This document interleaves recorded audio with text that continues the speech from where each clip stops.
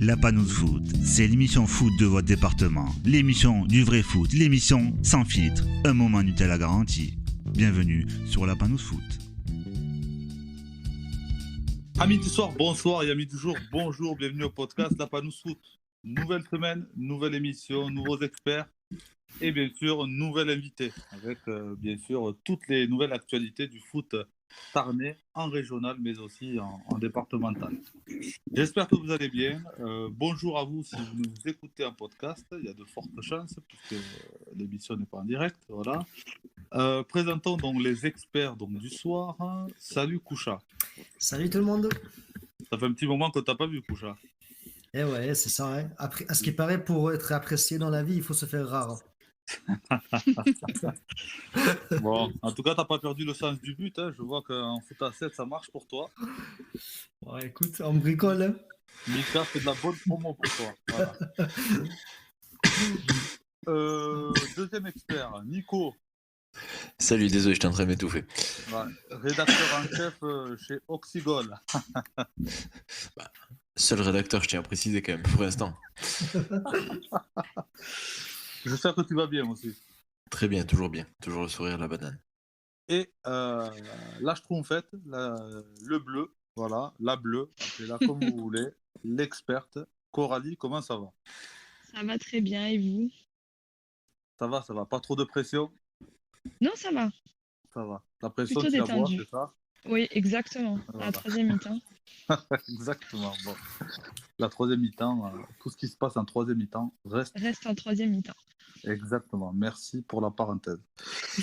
Notre invité du soir, c'est le président de l'US Albi, le nouveau président de l'US Albi, Monsieur Ali Rachedi. Bonsoir.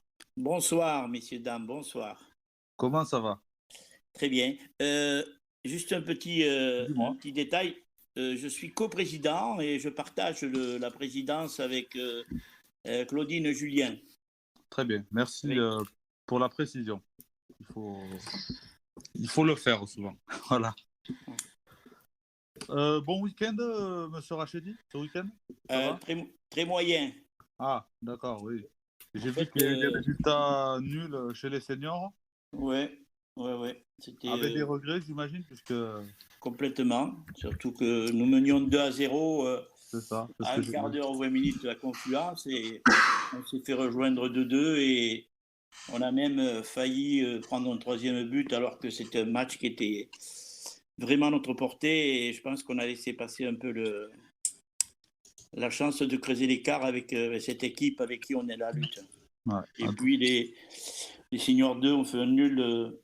On a concédé un pénalty à la dernière minute contre Recocourt. Nous sommes en difficulté au niveau des seniors actuellement. Par contre, chez nos jeunes, ça cartonne toujours autant. Ouais, c'est ce que je vois. Ouais. On a des bons résultats avec de la qualité de jeu et c'est encourageant pour le futur. Et si on arrive à sauver notre équipe 1, je pense qu'on va pouvoir faire de belles choses à l'US Albi. Les jeunes qui cartonnent, c'est un peu la marque de fabrique à l'US Albi. Ouais, c'est ce que j'allais dire. Ça a toujours été un peu l'ADN du club. Hein. C'est ça. Avant de poser vos questions, monsieur les experts, on va tout de suite passer en commission. Au moins, vous allez pouvoir donc débriefer les résultats avec monsieur Rachedi et parler du projet US Albi. Tout de suite, la commission.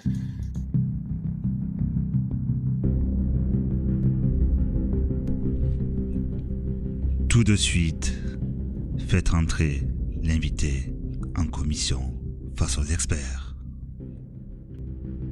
Voilà, monsieur Rachedi, j'espère que vous êtes prêt à répondre à nos experts. Voilà. Oui, Ils ont donc différentes questions à vous poser, peut-être sur l'ensemble de votre carrière, sur le club, pas mal de choses. Je vous écoute, les experts. Monsieur Rachedi est à vous. Alors juste peut-être avant de commencer, rentrer dans le vif du sujet, Oui. nous sommes nombreux à connaître un petit peu le parcours d'Ali Rachidi, quand même, qui est dans le foot, fait partie des Tarnais quand même, avec des carrières, les parcours les plus riches quand même, que ce soit dans le foot amateur ou pro. Mais est-ce que Oui. du coup, Ali, tu pourrais nous un petit peu, très rapidement, nous un petit peu expliquer pour ceux qui connaissent moins, un petit peu voilà ton parcours et comment aujourd'hui tu es arrivé voilà à la tête, à la coprésidence de l'US Albi, un petit peu les parcours sur les dernières années. Alors moi, en fait, je suis né à Albi. J'ai commencé à jouer au foot à Albi à l'âge de 14 ans jusqu'à 28 ans, où c'est qu'on m'a inculqué beaucoup de valeurs, hein, et j'ai appris beaucoup à me construire dans ce club et avec des dirigeants qui étaient pratiquement nos parents et qui ont aussi continué l'éducation que nous avaient aussi inculqué nos parents. Voilà, et puis après, bon, ben, on a joué, on a gravé les échelons, on a joué jusqu'en CFA. Et puis en 82-83, j'avais été sollicité par le Rodez. Et puis, j'ai pas hésité à y aller. Et je pense que c'est une excellente chose d'avoir choisi ce club-là, qui était un club amateur, mais avec une organisation très professionnelle. D'accord. Et nous avons vécu aussi des parcours assez exceptionnels en Coupe de France, notamment. Et puis, quand le club est monté en deuxième division, Michel Poisson m'a proposé d'être le directeur sportif. Et je suis resté 4 ans comme directeur sportif. Et après, nous avons créé une agence d'agents de joueurs avec 2 collègues. Oui. Nous avions aussi des très bons joueurs, notamment au niveau des espoirs. Et puis, nous avons fait ce métier-là pendant 10 ans. Et puis un beau jour, Olivier Sadran m'a téléphoné et me disant qu'il recherchait un garçon avec une expérience dans le monde du foot professionnel et qu'il avait pensé à moi parce que nous avions des relations dans le cadre des négociations, car nous avions des joueurs sous contrat au TFC. Et j'ai été reçu par Olivier Sadran. Il m'a dit, écoute, tu gagneras pas plus d'argent qu'agent, mais tu vas vivre une belle aventure. Et je suis resté 18 ans. Voilà mon parcours. Et là, il y a 6 mois, Marc m'avait téléphoné, Bossion. Oui. Ouais. Je tiens quand même aujourd'hui à lui rendre un hommage au nom de moi-même, de Claudine et de tout l'ensemble du club, des dirigeants, des joueurs, des éducateurs, parce qu'il a vraiment sauvé le club. Il a repris un club qui venait de vivre 5 années catastrophiques, d'une gestion sportive et financière désastreuse. Je crois que la situation, c'était moins 150 000 euros. Au bout de 2 ans, avec l'aide de Madame Guiraud-Chaumeil, M. Franck et la ville d'Albi, le département, et Éric Debar et d'autres partenaires, il a réussi à épurer la dette, ce qui est exceptionnel. Même si parfois il me disait j'ai bénéficié moi je ne regarderai pas mauvais souvenir du Covid, parce qu'on a vécu 1 an et demi où il n'y avait pratiquement pas de championnat, j'avais plus d'effraiements à donner aux éducateurs et des frais de déplacement. Ah ouais. Maintenant, il ne dirait pas la même chose qu'entre-temps, il a attrapé le Covid. En espérant qu'il n'y a rien de grave. Non, pas du tout. Non. Voilà. Ok, Ouais. parfait, c'est le plus important. Là. Surtout ça, ouais, voilà. Voilà, et puis il m'a téléphoné, il m'a dit, écoute, moi, si j'ai besoin qu'on m'aide parce que je suis fatigué. Vraiment, j'ai vécu des épreuves très dures. Et j'ai besoin il me dit éventuellement, est-ce que tu es prêt à venir me rejoindre au sein du club pour t'occuper du sportif. Alors bon, après j'ai réfléchi, je voulais continuer dans le monde professionnel et puis je me suis dit peut-être qu'il était temps de rendre un peu au foot ce qu'il m'a donné et à l'US Albi. Et alors, bon, j'ai pas hésité une seconde, je suis mis là, parce que bon, j'ai mes petits-enfants qui jouent là, j'ai mon gendre qui est au comité directeur. Et puis, bon, ben, je connais beaucoup de monde là au sein du club et c'est avec un grand plaisir que je suis revenu à l'US Albi. Le choix du cœur. Comment ? Le choix du cœur. Oui, tout à fait. Ouais. Pour nous, ça représente beaucoup les anciens l'US Albi. Je confirme. Voilà, et puis, bon, entre-temps, Marc a souhaité prendre du recul. Il était fatigué énormément et puis bon, c'était assez compliqué pour lui. Puis il considérait qu'il avait fait le nécessaire de sauver le club. Et bon, il voulait s'occuper un peu de ses petits-enfants aussi. Alors, nous avons décidé avec le comité directeur de continuer son travail et en se partageant un petit peu la responsabilité de la présidence avec Claudine Julien, qui elle a beaucoup plus de compétences que moi dans le domaine financier administratif et avec qui on s'entend très bien. Et puis bon, ce qui est d'encourageant, ce que je découvre là, de jour à jour le club, bon, il y a une équipe de dirigeants, d'éducateurs très dynamiques qui ont envie d'avancer, les bénévoles aussi qui ont envie d'avancer, et puis de redonner un petit peu, de retrouver, de redresser le blason de l'US Albi et de retrouver un petit peu le rang qu'il mérite. Voilà, et puis nous sommes en train de travailler, mais nous avons l'Assemblée générale le 14 juin.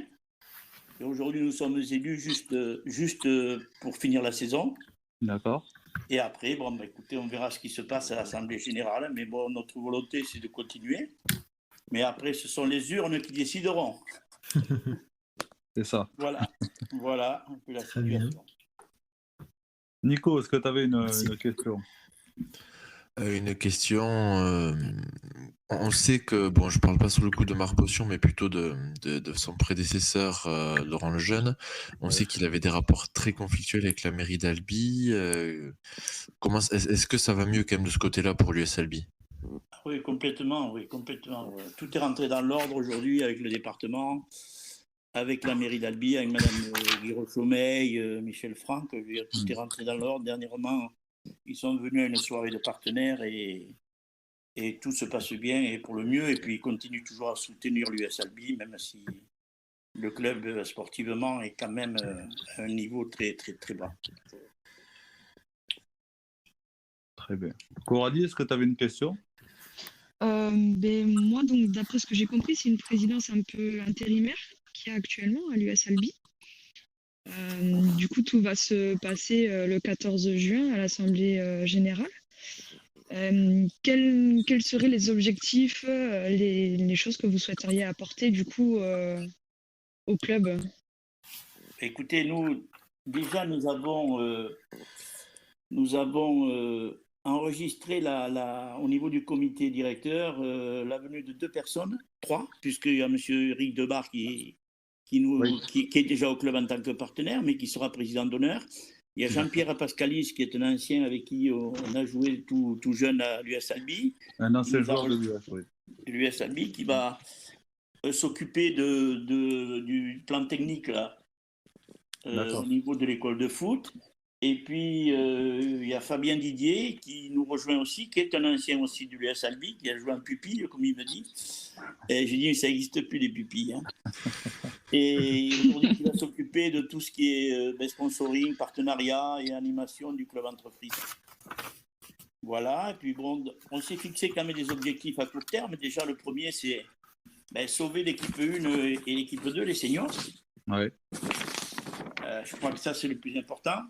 Parce que je pense que si nous n'arrivons pas à nous maintenir, je crois que ça va être très dur. Compliqué. Complètement pour l'avenir du club. Oui. Alors, et puis aussi, nous avons entrepris des démarches pour essayer pour créer une classe foot.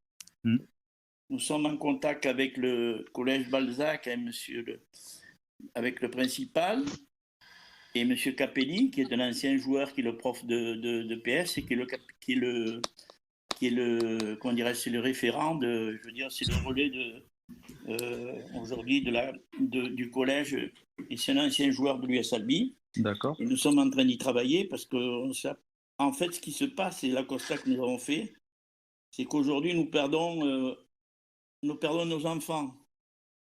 Et aujourd'hui, on les perd. Parce qu'à une époque, soit vous partiez à 15 ans ou 16 ans dans des clubs professionnels, ou bien vous partiez à 28 ans, 25 ans, dans d'autres clubs un peu plus huppés. Et aujourd'hui, ce qui se passe, on a 6 gamins qui sont partis l'an dernier, des U16, pour aller évoluer à Rodez. Rodez et 2 ans de plus en plus tôt. De plus en plus tôt. Et aujourd'hui, il y a un phénomène, c'est qu'on on perd nos enfants sur le plan familial, qu'on ne les revoit pas. C'est-à-dire sur le plan sportif et sur le plan économique. Si on ne retrouve pas le haut niveau des enfants, c'est-à-dire pouvoir accéder rapidement en U17 nationaux, et puis retrouver le niveau national, le niveau des seniors. Parce qu'aujourd'hui, les seniors, vous allez dans n'importe quel club de la région de Toulouse, le niveau est beaucoup plus élevé que dans notre département. C'est un peu ce qu'on disait tout à l'heure, finalement. C'est l'USLB, ça cartonne chez les jeunes. Ouais. Mais finalement, on a un peu un clivage avec les seniors, c'est-à-dire que ça percute par en haut. Donc, c'est qu'à un moment donné, on les perd, ces jeunes, quelque part. Ah, complètement. Les jeunes et puis les seniors. Là, on a une génération de 18 aussi qui est assez intéressante et qui, aujourd'hui, va passer le bac et forcément, on va les perdre. Parce qu'à un moment donné, ils vont faire un choix aussi, puis le choix sportif, parce qu'ils sont passionnés par le foot. Ouais. Et ma foi, ils vont aller à Toulouse et puis, écoutez, on les perdra, on les reverra plus. Voilà. Et tout le monde va en pâtir. Nos clubs voisins aussi, parce qu'aujourd'hui, il y a des petites querelles entre nous, mais qui n'ont aucun sens. Et je crois qu'aujourd'hui, nous ne sommes pas beaucoup de villes aujourd'hui à pouvoir aspirer à jouer à un niveau national aujourd'hui, parce nous avons quand même des structures à l'US Albi qui sont capables d'accueillir des équipes au niveau national. Je veux dire, aujourd'hui, il y a un stadium qui est de très haut niveau, avec des vestiaires de très haut niveau. Un stade de Rigaud aussi qui est aussi de bon niveau. Et on peut accueillir, je veux dire, des équipes de niveau national. Et forcément, quand on constate un petit peu toutes les retombées que peuvent avoir les clubs voisins, aujourd'hui, quand je regarde un peu, quand je vais voir des matchs à Saint-Jury ou je regarde Marsac, vous avez 60%, et on est fiers, hein. On est fiers de ça aussi à l'US Albi, de pouvoir fournir nos clubs voisins, je veux dire aujourd'hui, un joueur. Bon, même si à des époques, comme à Marsac aussi, les joueurs aussi ont fait un choix aussi, c'était pas sportif en fait. C'était aussi pour un choix sur le plan professionnel. Oui. Aujourd'hui, quand ils allaient jouer à Marsac, c'était pour pouvoir avoir un emploi et puis construire leur vie. Et aujourd'hui, écoutez, je crois qu'on va en pâtir, hein, tous, parce qu'en fait, aujourd'hui, je ne sais pas où on va trouver tous ces joueurs avec un certain niveau pour améliorer nos équipes. C'est compliqué. Oui, un petit peu, ouais. Koucha, est-ce que tu avais une autre question? Alors moi, comme vous savez, voilà, j'ai des liens affectifs avec ce club assez particulier, donc des questions, j'en aurais plein. C'est pas le seul, hein, mais... Ouais, donc alors juste, on est en période un peu électorale, hein, donc je vais prendre un peu le costume de Léa Salamé. Comme un peu dans les élections, en fait, où ils questionnent un peu les candidats sur leurs projets à partir de quelques thématiques. Bonsoir Léa. Merci, bonsoir. J'ai choisi 4 thèmes. Et en fait, sur ces 4 thèmes, alors très rapidement, effectivement, l'idée, c'est pas d'y passer non plus 3 heures. Ce que j'aimerais, c'est de connaître un petit peu, Ali, le bilan que tu as pu dresser en fait sur ce thème, et puis le projet au travers, voilà, quelques actions concrètes de comment toi et avec ton équipe vous envisagez les choses dans les mois à venir. Donc, la première, c'est la situation des ambitions sportives de l'équipe 1. Donc, quel bilan aujourd'hui tu dresses de la situation actuelle et quels sont les axes, les actions qui pourraient être mises en place pour améliorer justement cette situation sportive de notre équipe Fagnon?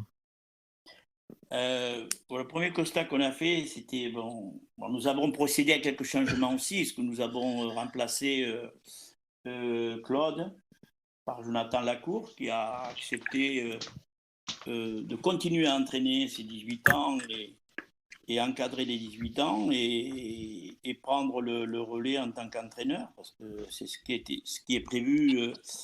Ce qui est prévu, c'est les accords qu'il avait fixés avec Marc, c'était l'année prochaine qu'il devienne uniquement l'entraîneur de l'équipe 1. Parce qu'aujourd'hui, il a d'autres fonctions en tant que directeur technique. Tout à fait, oui. Voilà, on a procédé à ce petit changement. Qui pour l'instant est bénéfique, parce que ça fait 4 ou 5 matchs. Nous ne perdons pas, nous ne gagnons pas, mais nous perdons pas. Et deuxième constat, mais c'est le premier constat et puis le premier objectif, c'est le maintien le maintien déjà de ces deux équipes seniors à leur niveau. Si l'année prochaine nous continuons, l'objectif c'est d'augmenter notre budget pour pouvoir faire un recrutement assez fort, pour pouvoir jouer la montée pratiquement chaque année jusqu'au niveau national. Voilà. Finaliser notre classe foot, classe horaire aménagée, pardon. Ouais. Faire monter aussi, faire un gros effort au niveau des 16 ans pour pouvoir accéder au niveau national, qui est impératif et vital pour nous. Puis le troisième, c'est je suis en discussion avec le président Comoli pour faire un partenariat avec le TFC. D'accord. Voilà. Au niveau de l'équipe senior? Non, un partenariat au niveau du club. Du club global. Global pour... l'objectif, c'est surtout la formation, parce qu'on doit faire des efforts au niveau de la formation de nos entraîneurs. Continuer à les encadrer. Aussi, nous avons des projets au niveau aussi pour essayer de encore encadrer encore mieux nos arbitres aussi. Ouais. Parce que je me suis aperçu qu'en fait, un arbitre, c'était un intrus dans le club. Malheureusement, je veux dire, alors qu'il fait partie de la vie du club, c'est un dirigeant, et au même titre que aujourd'hui, on partageait rien avec l'arbitre du club. C'est d'améliorer, je veux dire, l'accueil des arbitres, et puis de travailler, de les aider dans leur formation. Voilà. Et puis, on voudrait aussi plus tard aussi faire un recrutement chez les plus petits, c'est-à-dire aller faire un peu de foot dans les écoles primaires et des quartiers aussi. Ouais. Voilà, pour commencer notre recrutement assez tôt. Et puis pour permettre peut-être à certains gosses un petit peu de sortir un petit peu de leur quotidien. Voilà un peu les axes qu'on s'est fixés si on est élu. Concernant la partie sportive, oui, tout à fait. Le deuxième point, alors ça, c'est pas propre qu'à l'USLB, et je pense que dans notre foot et le sport amateur globalement, on connaît aujourd'hui une crise un petit peu des bénévoles, hein. C'est-à-dire on voit que les bénévoles sont aujourd'hui de plus en plus difficiles à mobiliser, impliquer, etc. Donc à ce niveau-là, aujourd'hui, quel est un petit peu l'état des choses, l'état des lieux à l'USLB, et est-ce que tu as des axes là aussi de réflexion pour pouvoir renforcer ou en tout cas maintenir cette mobilisation de nos bénévoles qui sont si importants? Actuellement, nous avons 40 bénévoles au sein du club. Nous sommes 14 au comité directeur. Alors, on a une grande richesse, c'est qu'en fait, sur les 14, il y a 9 retraités actifs, hein, pas des retraités... Après, il y a des jeunes comme David Biget, Maxime Taillefer, Cédric Guibal, aujourd'hui qui ont une pêche d'enfer et qui ont envie que le club, parce qu'ils ont vécu aussi des belles périodes de l'USLB, ils ont envie de tout donner pour retrouver le niveau qui était celui de l'USLB. Voilà, et puis après, écoutez, déjà, vous savez que ces personnes-là, et puis quand je vois un petit peu aussi l'investissement de ton père au sein du club, je vois qu'il est là tous les jours, on se voit tous les jours, ils sont investis à fond, on a quand même beaucoup d'énergie, et puis beaucoup de gens qui sont prêts à s'investir pour donner un petit peu redorer le blason de l'USLB, parce que sincèrement, les 5 années passées a été une catastrophe d'une gestion désastreuse. Et on se demande des fois, moi je me demande, je sais pas qu'est-ce que sont venus chercher ces gens-là aujourd'hui. Je crois que c'est mieux pour les associations et pour les clubs qui n'adhèrent pas et qui s'investissent pas dans les clubs, parce que c'était une catastrophe. Après, c'est vrai, je précise pour ceux qui ne le savent pas, mais bon, ça, j'imagine que tout le monde le sait. L'USLB est quand même passé du CFA, voilà, à l'ancienne CFA, puisque ça s'appelle plus comme ça, à la Régionale 3 aujourd'hui. Oui, complètement. En quelques années, Ah ben, les 5 dernières années. Très rapidement. C'est compliqué. C'est compliqué. Je voudrais juste rebondir sur un truc. Vous avez évoqué Jonathan Lacour qui devait prendre pleinement la tête du coup de l'équipe senior l'an prochain déjà de base. Est-ce que ça voulait dire aussi qu'il raccrochait les crampons ou pas du tout? Je pense que oui. Ouais. Ok. Oui, parce qu'il va vraiment, je vais dire, se consacrer uniquement à ça, parce qu'on voudrait vraiment faire beaucoup d'efforts dans le recrutement et puis pourrait accéder déjà la première année, et si possible chaque année là, pendant 3 ans. Ouais, ça sera aussi plus simple pour lui, je pense. Oui, complètement. Et puis bon, c'est jamais facile de coacher et de jouer aussi. Ah oui, ça doit Même être s'il compliqué. y arrive bien en ce moment, parce que c'est lui qui nous marque tous les buts. Alors, Après, on sait que c'est un joueur important. oui, tout à fait. Ah oui, ça c'est sûr. Ouais. Et parlons du recrutement. Donc le recrutement pour la saison prochaine va être ambitieux, du coup, si vous vous maintenez en Régional 3. Oui, mais alors maintenant, je sais pas tout. Je suis assez maladroit et puis comme je ne maîtrise pas tout le monde amateur, D'accord. apparemment j'ai dû faire des conneries là dernièrement. J'avais sollicité des joueurs de Saint-Jury. Ah oui. Bon, et puis j'ai bu un café avec François Anguilabert, avec qui on a grandi aussi, parce que bon, je suis né à Albi, mais j'ai vécu longtemps à Marsac et on avait le terrain qui nous séparait, François. D'accord. Et nous prenions un café dernièrement, la semaine dernière, avec Ruben Martinez aussi, qui est un ancien de l'US. Oui. Et François était un peu fâché contre moi et me disant, vous avez sollicité nos éducateurs. Et j'ai dit, mais François, tu n'as jamais sollicité des joueurs de l'US Albi, toi? Ben lui, il me dit non. Eh bien, en fait, je ne savais pas que dans le monde amateur, c'était les joueurs qui sollicitaient le club. Alors voilà, je vais passer un appel aujourd'hui, si c'est possible, s'il y a des joueurs qui m'entendent de Marsac, de Saint-Jury, si vous avez envie de venir à l'US Albi, n'hésitez pas à nous contacter. Voilà. Non, mais je suis sérieux. Hein. Non, mais je sais, Ali, je te connais, mais c'est quand même très rare que ce soit un joueur de lui-même qui vienne vers le club. Moi, ça me fait rire quand même parce que c'est quelque chose que j'entends aussi beaucoup dans le foot féminin. Ah d'accord. Les coachs, on se fait engueuler si on sollicite une joueuse en fait. Mais il y a 2 semaines, tu as sollicité une joueuse de chez nous et ça va, ça t'a pas trop dérangé. Donc en fait, je comprends pas. Ouais. C'est normal qu'on sollicite un joueur d'à côté. Enfin, après, c'est lui qui prend la décision finalement. Et puis je savais pas que les joueurs appartenaient, étaient la propriété. Oui, voilà, c'est ça, c'est une propriété en fait. Ouais, on se demande même pourquoi il y a des périodes de transfert. Voilà. Du coup, inutile. Complètement. Voilà. Non, c'est vrai que tu fais bien de parler de ça parce que tout le monde a cassé du sucre sur le dos de l'US Albi à ce moment-là. Voilà. Je vous rappelle que l'US Albi, il y a une personne qui est rémunérée. Les joueurs n'ont pas de prime de match. Ouais.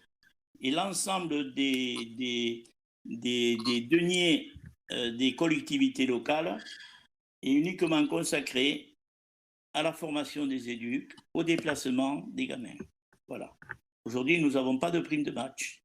Et je pense que nous devons être les seuls clubs du coin, là, limitrophe, à ne pas donner de prime de match. Même je pense qu'on peut étendre l'un des rares de toute la régionale. Oui. Enfin, de tous les niveaux, de tout niveau ligue.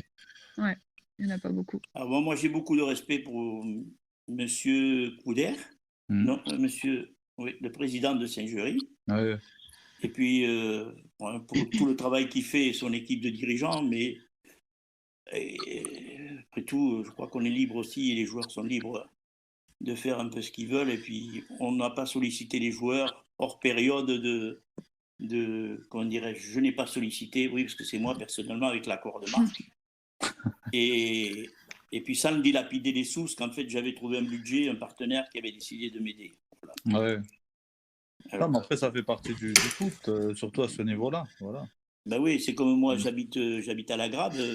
J'ai été voir jouer l'autre jour. Il y a 5 ou 6 joueurs ou 4 ou 5 joueurs qui jouaient à Marsac. En régional 1, oui. Ils ont rien, qui aujourd'hui jouent à la Grave et ils font une excellente saison. Je connais bien le village, on a un village sympa et tout, vraiment, avec une grande dynamique, mais je ne sais pas ce qu'ils viennent faire je sais pas ce qu'ils viennent faire à la Grave. C'est une réunion de copains. Voilà, tout à fait. Voilà. D'accord. Je pense qu'on devrait davantage C'est ce que j'ai entendu. Je pense qu'on devrait davantage se serrer les coudes pour voir comment on peut améliorer et puis se poser le vrai problème aujourd'hui des clubs amateurs. C'est qu'aujourd'hui, malheureusement, c'est peut-être pas une verrue, c'est un peu dur ce que je dis, mais nos seniors aujourd'hui, c'est la catastrophe des clubs aujourd'hui amateurs. Parce que, après avoir échangé avec beaucoup d'autres présidents et d'autres entraîneurs, ils vous disent tous, mais les seniors, ils ne viennent pas s'entraîner. Ils ne payent pas les licences. Ça n'existe pas chez les jeunes parce qu'il y a un investissement, ils sont passionnés par ça. Il y a des éducateurs dynamiques et l'investissement des parents. Mais moi, je ne vous dis pas, tout ce qu'on a vu à l'US Albi, c'est désastreux. Et aujourd'hui, ils ont une grande part de responsabilité, les joueurs seniors, aujourd'hui, dans cette faiblesse. Et puis, si puis me permettre de leur donner un conseil, bon, il ne faut pas qu'ils prennent une licence, je pense qu'ils nous rendront des services. Et que, quoi il vaut mieux qu'ils aillent jouer avec leurs copains dans un champ, faire une bonne bouffe, et de laisser les clubs tranquilles. Parce qu'aujourd'hui, on ne respecte même plus les dirigeants. Bon, il y a quand même des dirigeants aujourd'hui qui s'investissent énormément, qui sont là tous les jours. Aujourd'hui, aucun respect de rien. Et notre plaisir quand on est dirigeant, au foot amateur, c'est de voir ces joueurs s'entraîner, de voir ces joueurs le week-end jouer. Mais on en est à un point où c'est que vous êtes en train de courir les joueurs pour faire une équipe. Je trouve que c'est catastrophique. C'est un peu comme ça partout. Effectivement, c'est des retours qu'on a un petit peu de tous les clubs. Et est-ce que tu as des idées de ce qui pourrait expliquer un petit peu cette évolution générale? Écoutez, des idées, moi j'en ai des idées pour essayer de éradiquer tout ça. Mais écoutez, déjà, c'est de faire de moins d'équipes, seniors. Après, ils iront jouer entre eux. Parce qu'on a été à Confluence, je parlais avec le président, il dit, cette semaine, on était 6 à l'entraînement. Pour de la Régionale 3, quand même, ça fout les boules. Mais il a plu. Justement, ça a brevet le terrain, c'est même entre guillemets plus agréable. Moi, je préfère. De jouer sur un terrain où il est un peu plus qu'un terrain sec comme du béton. Ah oui, on est d'accord. Mais quand il pleut, ça mouille. C'est pas agréable. Il m'a dit, mais écoute, moi, il y a des joueurs, je ne les vois pas la semaine. Oui. C'est ce qui m'a évoqué hier aussi, oui. Mais souvent... En R1, ils ne viennent pas s'entraîner? Non. C'est fou, quand même. Il m'a dit, il y en a certains, depuis qu'il est là, il les a vus 2 fois. À l'entraînement, je parle. Sachant qu'il est arrivé il y a 2 mois. 3 quasiment. Alors, on a laissé les choses un peu se faire, je crois aussi, parce que c'est de la responsabilité des dirigeants. Parce que si on a accepté ces situations, aujourd'hui, nous sommes dans une situation catastrophique dans ce niveau. Après, je pense qu'une réunion sera faite en fin de saison pour mettre les choses sur la table, on va dire. Oui.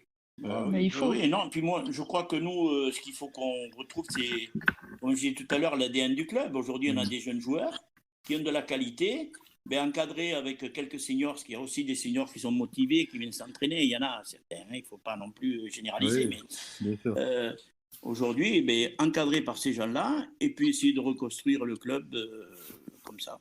Et puis, si les autres, il n'y a pas de place pour les autres. Puis aujourd'hui, il faut... je pense que le bénévole et l'éducateur méritent quand même un peu de respect, quoi. Parce que quand il prépare ses entraînements, ses séances, et qu'il arrive et qu'il a 300 joueurs à l'entraînement ou 4. Ça, c'est affreux. Ah oui, c'est... Moi, je le vis à la maison, du coup, ça prend du temps de préparer des séances. C'est de l'investissement. Et quand il y a 7 annulations à une demi-heure de l'entraînement et qu'on se retrouve à 6, pour l'entraîneur, c'est un casse-tête. C'est la misère. C'est frustrant et c'est un manque de respect. Voilà, mais c'est à nous à essayer de modifier tout ça. Voilà, mais il faut qu'on se sorte parce que il nous reste Donc c'est pas fait, matchs. oui. On y reviendra après, on va faire l'horizon de toutes les poules là. C'est vrai que c'est pas encore fait dans votre poule, voilà, il reste encore des matchs à jouer, des matchs importants du coup. Même si depuis 1 mois et demi, 2 mois, l'US Albi sort quand même pas mal la tête de l'eau. Ça va beaucoup Oui, mieux. mais Oui. bon, vous savez ce qui s'est passé, ce qu'a fait Jonathan quand il a pris le groupe, en fait, il a pris 7 ou 8 U18, encadrés avec quelques seniors motivés. Et puis voilà, aujourd'hui, ils sont 17, 18 à l'entraînement, il n'y a pas de souci. Oui, c'est vrai que du coup, évidemment, ça travaille beaucoup mieux. Oui. Vous prenez notre équipe 2, je crois que la semaine dernière, ils ne se sont pas entraînés. La semaine avant non plus. Après, pour l'équipe 2, c'est plus compliqué. Ouais. Eh oui, mais bon, pour nous aussi, c'est compliqué. Non, mais je sais. Hein, non, mais quand je dis c'est compliqué, c'est surtout pour vous. Hein, je ne pense pas aux joueurs parce qu'ils ont leur part de responsabilité. Hein. Ouais, mais en attendant, je ne veux pas dire de bêtises, mais il me semble que l'équipe 2, pour l'instant, n'est plus relégable. Oui, tout à fait. Oui. Voilà. Après, on ne sait pas combien il va y avoir de descentes aussi, attention. Si on fait les calculs, je l'ai fait avec un auditeur qui m'a interpellé sur la page Oxygol aujourd'hui. Lui, il m'a annoncé 5 descentes. J'ai dit, ouais, mais s'il y a 5 descentes, ça fait 11 clubs en D1. Donc, je pense que pour l'instant, dans l'état actuel des choses, avec juste les copains d'abord qui descendent, l'US Albi, en gros, qui a la position entre guillemets de 5e relégable, serait sauvé. Donc, chose qu'on aurait peut-être pas forcément éventualisé il y a 2 mois parce que l'US Albi 2 avait beaucoup de mal et qu'il y avait Gaillac relégable, Cambounet relégable, Copain d'abord relégable et c'était vraiment compliqué. Mais au final. Gaillac, c'est pas gagné. Hein. Ah oui, non, rien n'est gagné. Aussi pour Gaillac. Gaillac, pas gagné. Franchement, notre football tarnais est en situation quand même en danger. Hein. Ah oui, on est entre guillemets sur un fil, quoi. Il faut espérer que ça bascule du bon côté. Voilà, mais un club comme l'US Albi, excusez-moi, n'a rien à foutre en Régional 3. Je partage le même avis que Ali. Ça doit être beaucoup plus haut. Voilà, donc j'espère que les choses vont changer. Ah oui, c'est sûr. Par contre, après, c'est un avis que j'ai sur le foot tarnais et qui entre guillemets ne pâtit pas l'US Albi sur le coup pour le moment. C'est que la plupart des clubs tarnais ont un gros défaut, c'est qu'il faut aller chercher très très loin pour voir leur équipe réserve. Par exemple, le Groyer, leur équipe réserve, même si elle vient de valider sa montée, elle est en D3. Donc, mais comme je l'évoquais hier avec Diala Koulibaly, c'est compliqué d'aller chercher des joueurs de D3 pour les avoir compétitifs en R1. Albi Marsac, l'équipe 2, elle est en D1. Donc il y a quand même énormément d'écart de nouveau. Ça va changer, ils montent, je pense. Oui, ils montent, donc ça leur permet de resserrer le niveau. Ouais. Mais l'avantage pour l'instant qu'a l'US Albi, c'est que les deux sont collés.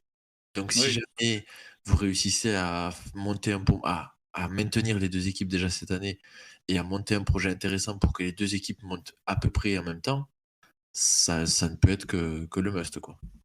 Oui, parce que comme aujourd'hui est conçue l'équipe 2, je parle de notre club, d'Albi, ça n'a aucun sens, ça ne sert à rien aujourd'hui. Vous n'avez pas un gamin qui est capable de jouer avec l'équipe 1, un joueur.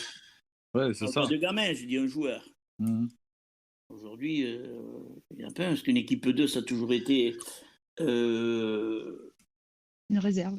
Une réserve de joueurs qui ne jouent pas en équipe 1. Et puis des jeunes joueurs qui montent des 18 ans, qui montent en senior. Voilà un peu le sens d'une équipe 1. Ça doit être des joueurs qui entraînent et dès qu'ils sont appelés, ils sont en combat. Moi, il y a des joueurs qui sont arrivés dernièrement, je ne sais même pas qui c'était. Ouais. Je ne connaissais pas leur nom. Ils n'étaient pas venus depuis 2 mois. Voilà. Et tout ça, c'est l'héritage de l'ancienne équipe. La licence fantôme, la fameuse. Tout à fait. mais ces joueurs-là, ils ne la payent pas, la licence. En plus, oui, fantôme jusqu'au bout. Ouais. Ouais, et quand c'est qu'en plus le trou qu'il y avait dans le budget l'US Albi, ça fait encore plus mal, quoi. Ah oui, mais ça a été un désastre. Et heureusement qu'on a ces jeunes joueurs, nos 18, 6e, les 17 ans, 3e, les 16 ans, 4e, les 15 ans, 4e, les U14 sont seconds derrière le TEF. Avec le boulot que font nos audits sur les jeunes, c'est formidable. C'est pour ça que ça, il faut aujourd'hui axer tout ça et trouver quelques joueurs avec un bon état d'esprit senior et qui viennent encadrer tous ces jeunes et moi, je suis convaincu qu'on va y arriver et réussir.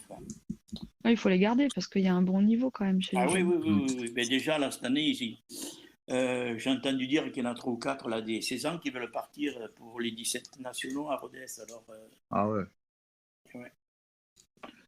Ali, tu parles de cette équipe jeune en Régional 3. Toi qui as un petit peu un côté expert dans le recrutement, on va dire. Sur quoi va se baser sur le recrutement de l'US Albi? Sur de l'expérience sur... Oui, complètement. Ouais. Ouais. En fait, je vais voir plein de matchs partout. Là, j'ai été à Groyer, j'ai été à Saint-Jury, et puis je vois un peu les équipes qu'on rencontre en fait. C'est ça, ouais. Je crois qu'on a besoin de cette expérience. On doit C'est être pour encadrer les jeunes en fait. Oui, parce que là, on doit être la plus jeune équipe là, de la poule.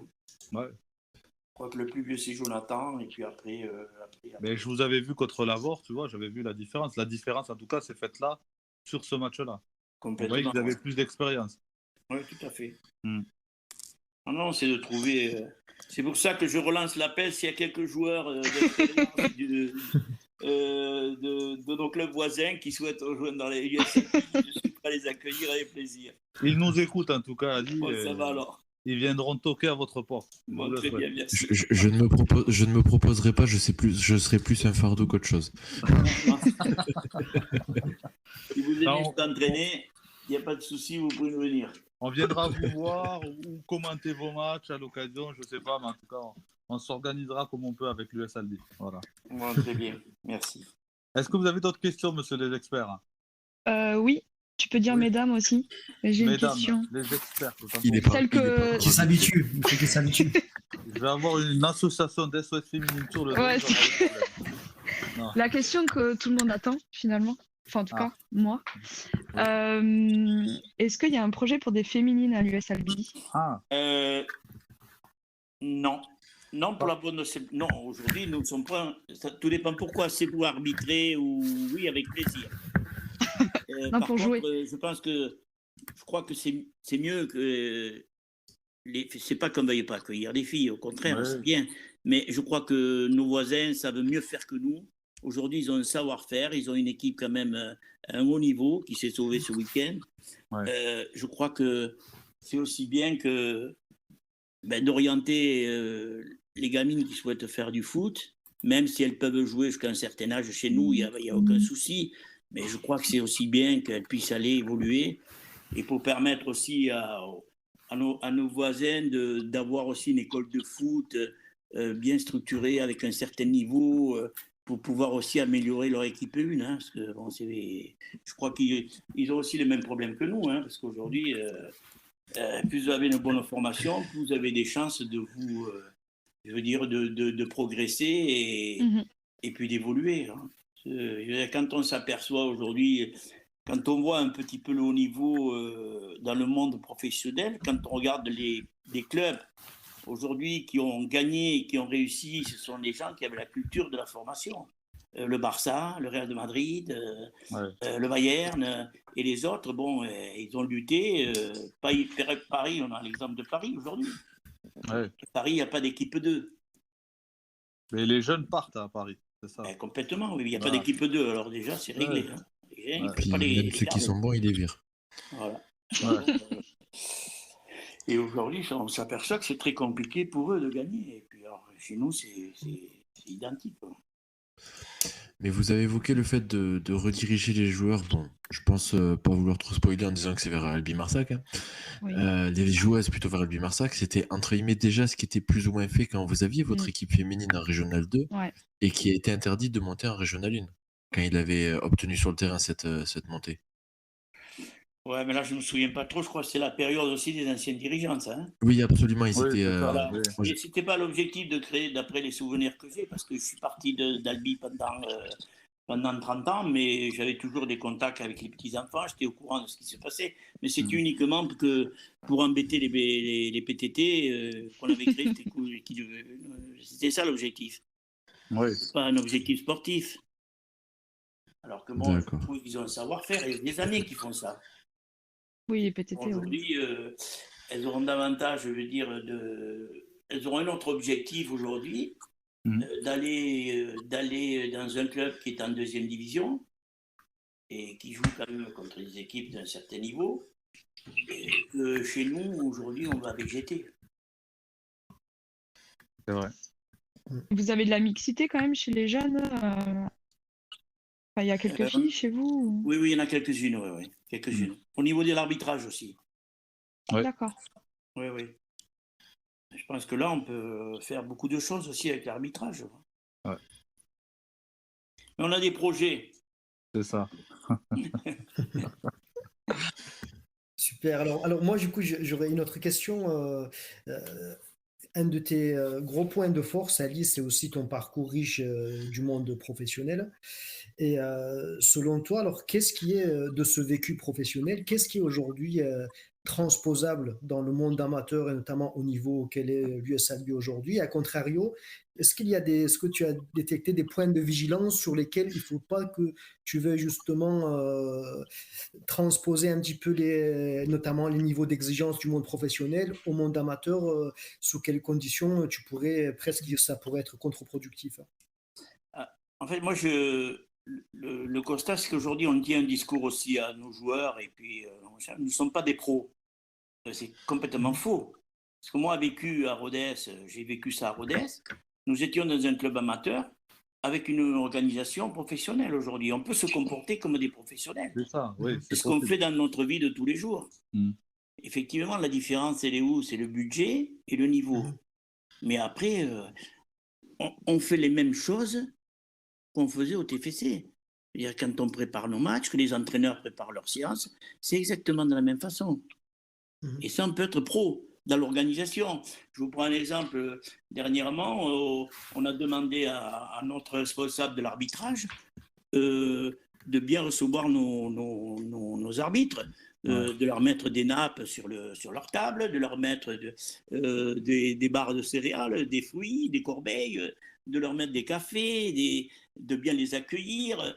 C'est ce qu'on fait dans le monde professionnel, mais on est capable de le faire. Ça ne demande rien du tout dans le monde amateur. C'est vrai. Je suis témoin. Il y a plein de petits trucs comme cela où on peut se comporter comme des professionnels. Je veux dire, les entraînements, c'est exactement pareil. Alors nous, le problème, c'est que aujourd'hui, c'est compliqué parce que, écoutez, comme je vous dis, les seniors ne viennent pas alors. Oui. Après, il y a des discours d'éducateurs que moi, j'ai entendus et qui, franchement, me désole, et je pense que ça participe un peu à tout ça. C'est quand on entend un coach qui dit à ses joueurs oui, bon, c'est pas grave, viens quand tu peux, mais essaye d'être là dimanche. Enfin, ou samedi, selon le jour du match. Enfin, du coup, ça donne pas une notion d'engagement et d'investissement, quoi. Ça ne doit pas exister, ça. Ben, ça existe. Oui. Mais si, comme dit Ali, on se comporte comme des pros, c'est-à-dire que quand tu prends une licence, tu dois être investi, tu dois t'engager, tu dois être là à tes entraînements, être disponible pour tes matchs. Ben, du coup, forcément, dans la mentalité, c'est différent après. Oui, mais là, je pense que ça passe par les éducateurs. Oui, complètement, mais aussi par l'état d'esprit des joueurs. Hein. Parce qu'aujourd'hui, on tient un discours qui est alarmant à nos enfants, parce qu'on leur dit, écoutez, mais ils ne sont pas comme... C'était pas pareil avant. Écoutez, moi, on m'a toujours inculqué le respect et le travail. Et maintenant, moi, il n'y a pas de raison. Mes petits-enfants, ils disent bonjour, ils disent au revoir. Hein. Aujourd'hui, c'est exactement comme à l'époque. Et les entraînements, c'est pareil. À l'époque, il n'y a pas eu que des secpas. Je veux dire, celui qui bossait le moins à l'école, c'était moi de ma génération. Je ne travaillais pas bien, j'étais travaillé, après bossé, apprenti à 16 ans. Mais tous les autres aujourd'hui, quand on se revoit là, les anciens, un il est toubib, l'autre il a été avocat, l'autre il a été machin, l'autre il est numéro 2 ou 3 de l'académie. Mais par contre, ils s'organisaient. Aujourd'hui, il y avait une part pour... On s'est amusé, nous aussi, on est sortis. Hein. Mais aussi, on était assidus aux entraînements. On venait s'entraîner. Ça, je ne vois pas où est le monde, où est le monde professionnel là-dedans. Bon, je veux dire, aujourd'hui, on peut être professionnel. Mais... Et comment réagissent alors du coup aujourd'hui justement les joueurs dans ce projet de professionnalisation? Est-ce qu'ils sont preneurs ou non, ça leur fait peur et c'est presque trop brusque ça pour eux? Ah non, il y en a certains, ils sont motivés, mais et en fait, les autres, ils n'ont pas leur place. Hein. Oui, donc l'idée, c'est aussi qu'une sélection naturelle, un tri naturel, en fait, se fasse au travers de cette structuration. Oui, complètement, oui. C'est pour ça, ça va bouger cet été, quoi. Voilà. Ah oui, complètement. Et puis moi, je peux vous dire, et puis c'est la volonté de l'ensemble du club, là, des dirigeants et du comité. Non, mais de toute façon, moi, je ne suis pas non plus... Moi, je veux dire, à l'âge que j'ai aujourd'hui, à 68 ans, c'est vrai que j'aimerais aussi aller me balader, bon, même si je me suis vachement baladé, mais profiter de ma famille. Enfin, je veux dire, mais bon, ben là, je me suis investi là, et puis je veux m'investir à fond et puis réussir. Je veux dire, je ne fais pas ça pour ne pas réussir, moi. Autrement, je m'inscris dans un centre aéré, je m'occupe des enfants, et puis on les fait courir autour du truc, on les fait jouer. Et puis c'est la volonté des dirigeants actuels. Là. C'est ça qui est encourageant, parce qu'ils ont envie aussi. Et puis bon, je crois qu'il faut aussi, quand ils parlent toujours de respect, je vois ce matin, je suis passé au stade, Amat était là, en train de ranger des panneaux, des machins, peut-être qu'il aurait pu passer son temps avec les petits-enfants. Oui. Voilà, alors moi je crois que tout ça, il faut qu'ils puissent aujourd'hui se l'entériner, et puis autrement, ben, ils n'auront rien à foutre chez nous. Voilà. Malheureusement, je parle cru un peu, mais c'est comme ça. Le message est clair. Voilà. D'autres questions, expertes. Toulouse mène, hein. Ouais, Toulouse a marqué le deuxième but, donc 2-0. Justement, Ali, avec vers la Ligue. Ouais, avec je crois qu'une quinzaine d'années au TEF, du coup, quel est ton regard là, sur le projet actuel par les nouveaux dirigeants de Toulouse là, depuis 2 ans, porté par Comolli? Alors, moi, je déjeunais dernièrement avec lui, justement, pour voir comment il pouvait nous aider. Parce que je lui ai demandé de venir faire un match amical en début de saison, s'il montait, pour nous permettre aussi un peu de nous aider financièrement. Et puis, surtout, nous aider au niveau de la formation des cadres. Ouais. Voilà, accueillir des cadres de chez nous, faire intervenir des cadres chez eux. Et en fait, il me disait qu'il a été fait un constat aujourd'hui de sa part et de la part de certains dirigeants de haut niveau, et aussi je pense, de la fédération. On a trop de centres de formation. Et puis, je crois que ça coûte beaucoup d'argent et avec très peu de résultats. Et puis, je lui avais dit, mais Damien, aujourd'hui, si vous n'aidez pas les clubs de la région, ben, vous allez mourir vous aussi. Hein. C'est le constat qu'on avait fait à l'époque aussi, avec l'ère Sadran. C'était qu'aujourd'hui, avec nos clubs, ils s'appauvrissent. Nous, quand on était jeunes, nous avions Albi en CFA, Mazamet en CFA et Castres en CFA. C'était le plus haut niveau amateur. Après, je crois qu'il y a le professionnalisme après.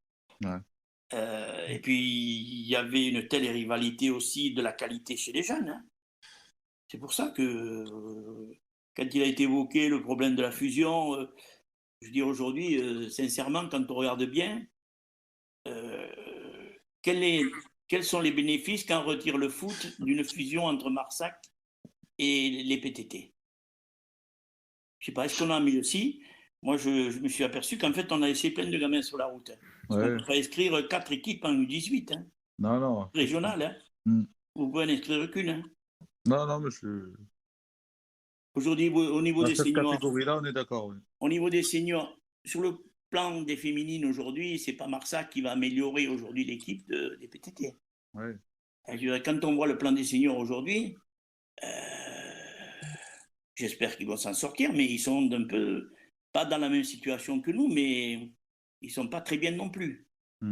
Alors vous dites, mais finalement, ça a servi une chose, je crois, cette fusion, c'est encombrer les installations, même s'il y a beaucoup d'efforts qui sont faits par la ville d'Albi. Aujourd'hui, ça devient plus compliqué.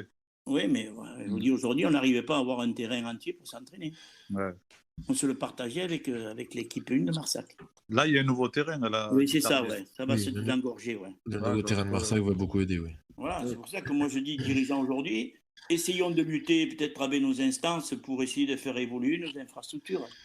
C'est pour ça aussi, j'entends le rugby, oui, tout pour le rugby. Ok, mais non, au contraire, tant mieux, moi je les encourage le rugby. Et tant mieux, j'espère qu'ils vont monter, parce qu'en fait, c'est ce qui nous fait tirer vers le haut.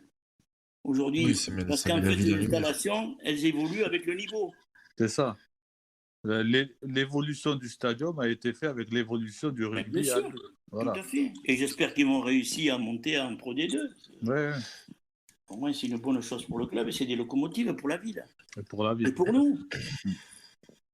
Alors oui, bon, surtout quand on voit que, par exemple, Albi se porte candidat pour accueillir des équipes pour le Coupe du Monde 2023. Oui, ça va se jouer au stadium. Il y a des rencontres qui vont se jouer au stadium, non? C'est ça? Non, au stadium, non, mais ça va être un peu un camp de base. Un camp de base, ok. Ouais, j'avais vu le truc, mais je suis pas pro rugby malheureusement. Mais c'est quand même très intéressant. Imagine, je prends un exemple tout bête, imagine l'équipe de All Blacks qui viendrait s'entraîner au SCA. Ça serait magnifique quand même. Ouais. Nous avions fait ça avec la Coupe du Monde en 98 avec Albi. Il y avait la Roumanie. C'était la Roumanie. Ouais. Je m'en souviens, j'étais jeune, mais ouais. Allez, voilà, d'autres questions, monsieur les experts? Pour ma part, c'est bon. Ouais. C'est bon pour vous? C'est bon pour moi. On a dit pas mal de choses déjà. Hein. Allez, avec clair et transparent, c'est l'essentiel. Écoutez, j'ai rien caché. Hein. Non, c'est bien. C'est bien. J'ai rien volé à personne. Hein. On remercie en tout cas de votre franchise. Ouais. Bon, écoutez, merci à vous surtout. Et puis c'est sympa ce que vous faites là. Un peu... Allez, très rapidement, on va passer sur les résultats donc, des clubs tarnais, voilà, et tarnaises en régional et départemental.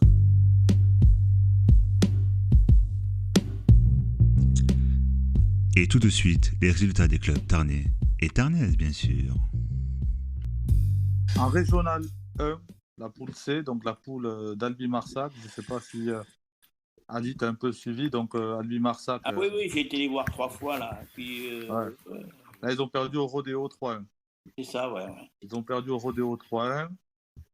Groyer a perdu 4-1 à domicile contre Onet-le-Château. Nicolas y était.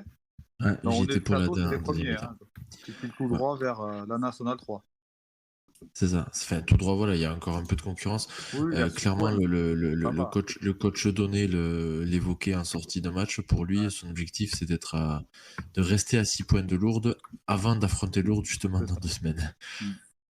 Normalement, ça devrait aller, je crois, vu le calendrier. Ah, ils ont quand même encore le Rodéo et Lourdes à jouer, donc là, ça va être un match compliqué pour eux. Moi, je pense que... Ouais. Peut-être que je suis trop optimiste, on verra bien. En tout cas, voilà, pour en revenir à nos clubs tarnais, donc Albi est 9e, Groyer est 13e, donc Groyer, le maintien, là, c'est plus que compliqué. Albi, il va falloir batailler, puisqu'il y aura combien de descentes, là, Nico, en régional 1? Pour l'instant, ils sont sur 4, et après, il peut y avoir, entre guillemets, le moins bon 10e. Ouais. Donc, pour l'instant, Albi est bon. Grâce au goal average. Grâce au goal average particulier. Si le 5e, voilà, descend, bien sûr. Voilà. Parce que comme on l'a vu dans ce week-end, c'est au goal average particulier, du coup. Ouais. Et vous avez vu le calendrier un peu qui reste à Albi, c'est comme le nôtre. Hein. Ils ont déjà porté, ils ne pourront pas les rattraper, ils ont 32. Ouais. Albi, ils jouent contre le Saliès-Marne, là au Marne. Là, ça va être un match déterminant. Là. Pratiquement, ils jouent tous les, je crois, des concurrents directs ou le haut du tableau, je crois. Tarbes. 3 matchs à domicile, 2 à l'extérieur. Ce qui peut leur faire très mal, c'est d'aller 2 fois chez des concurrents directs que sont Saliesman et Giroud. Et le Giroud, mine de rien. Bon. Giroud à domicile, ouais.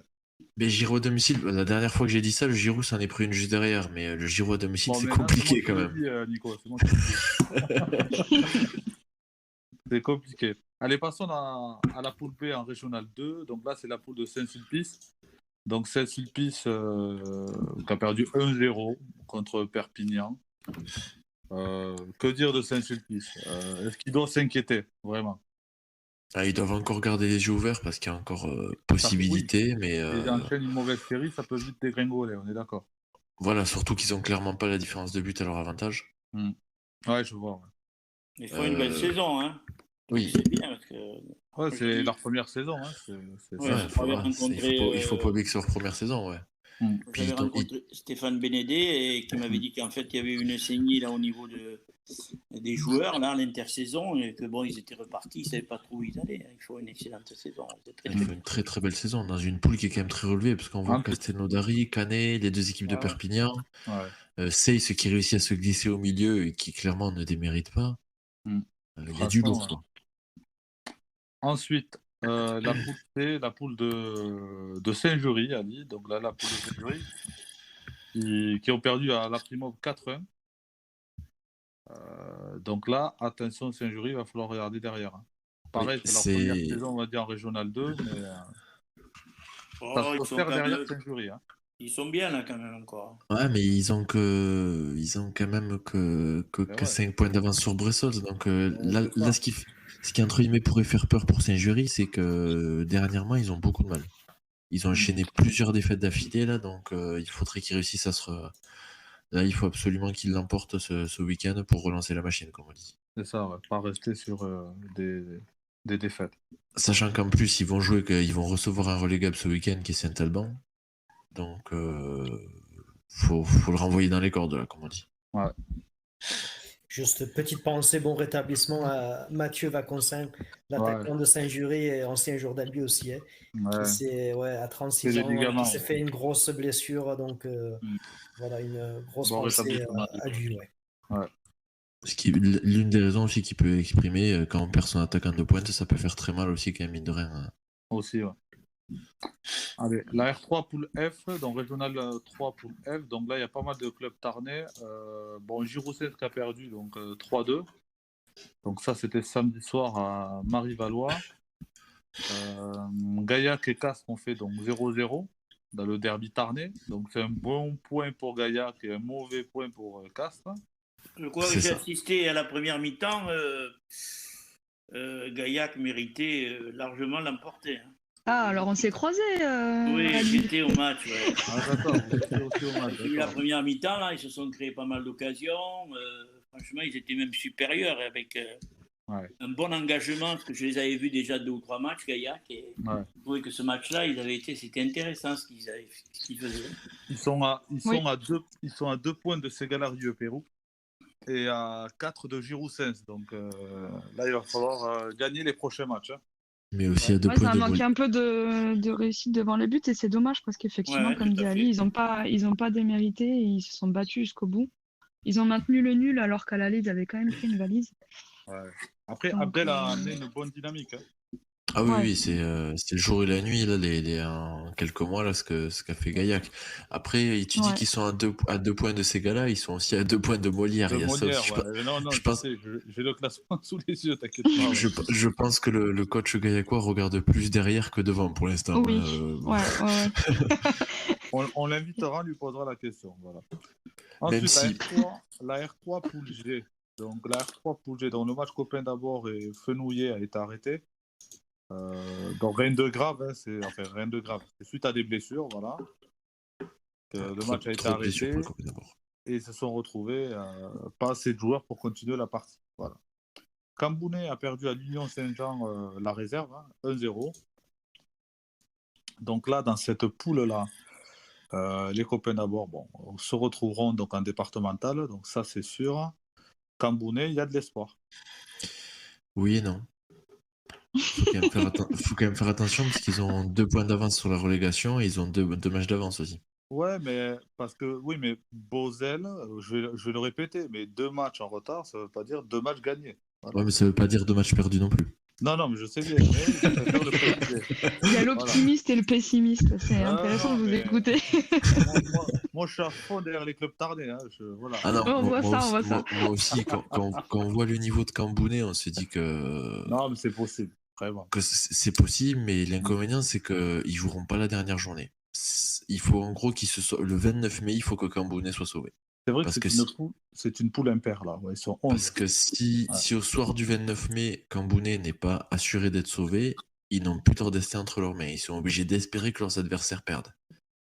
Et on sait tous comment c'est une dernière journée, tout est possible. Dans les coulisses, c'est sur le terrain.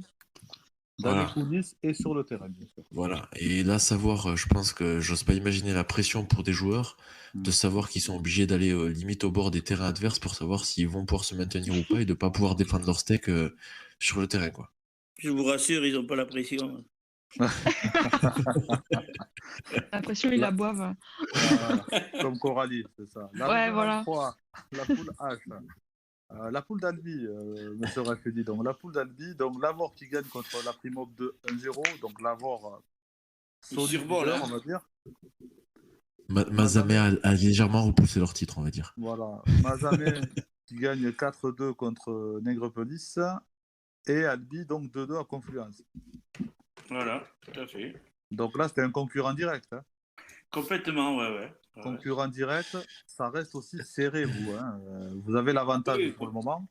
Complètement, parce que là, on reçoit Mazamet, qui aujourd'hui, quand même, joue la deuxième place. Hein. C'est ça. La place du meilleur deuxième, c'est ça. Oui. Aujourd'hui, on est ex-aequo avec Castelnau avec 21 points, avec moins 8. Et au-dessus, le seul club qu'on peut essayer de rattraper, c'est Barraqueville qui a 25. Hein. Après, le reste, c'est impossible. Ils ont 29. C'est impossible de les rattraper. On va à Monastère le prochain match.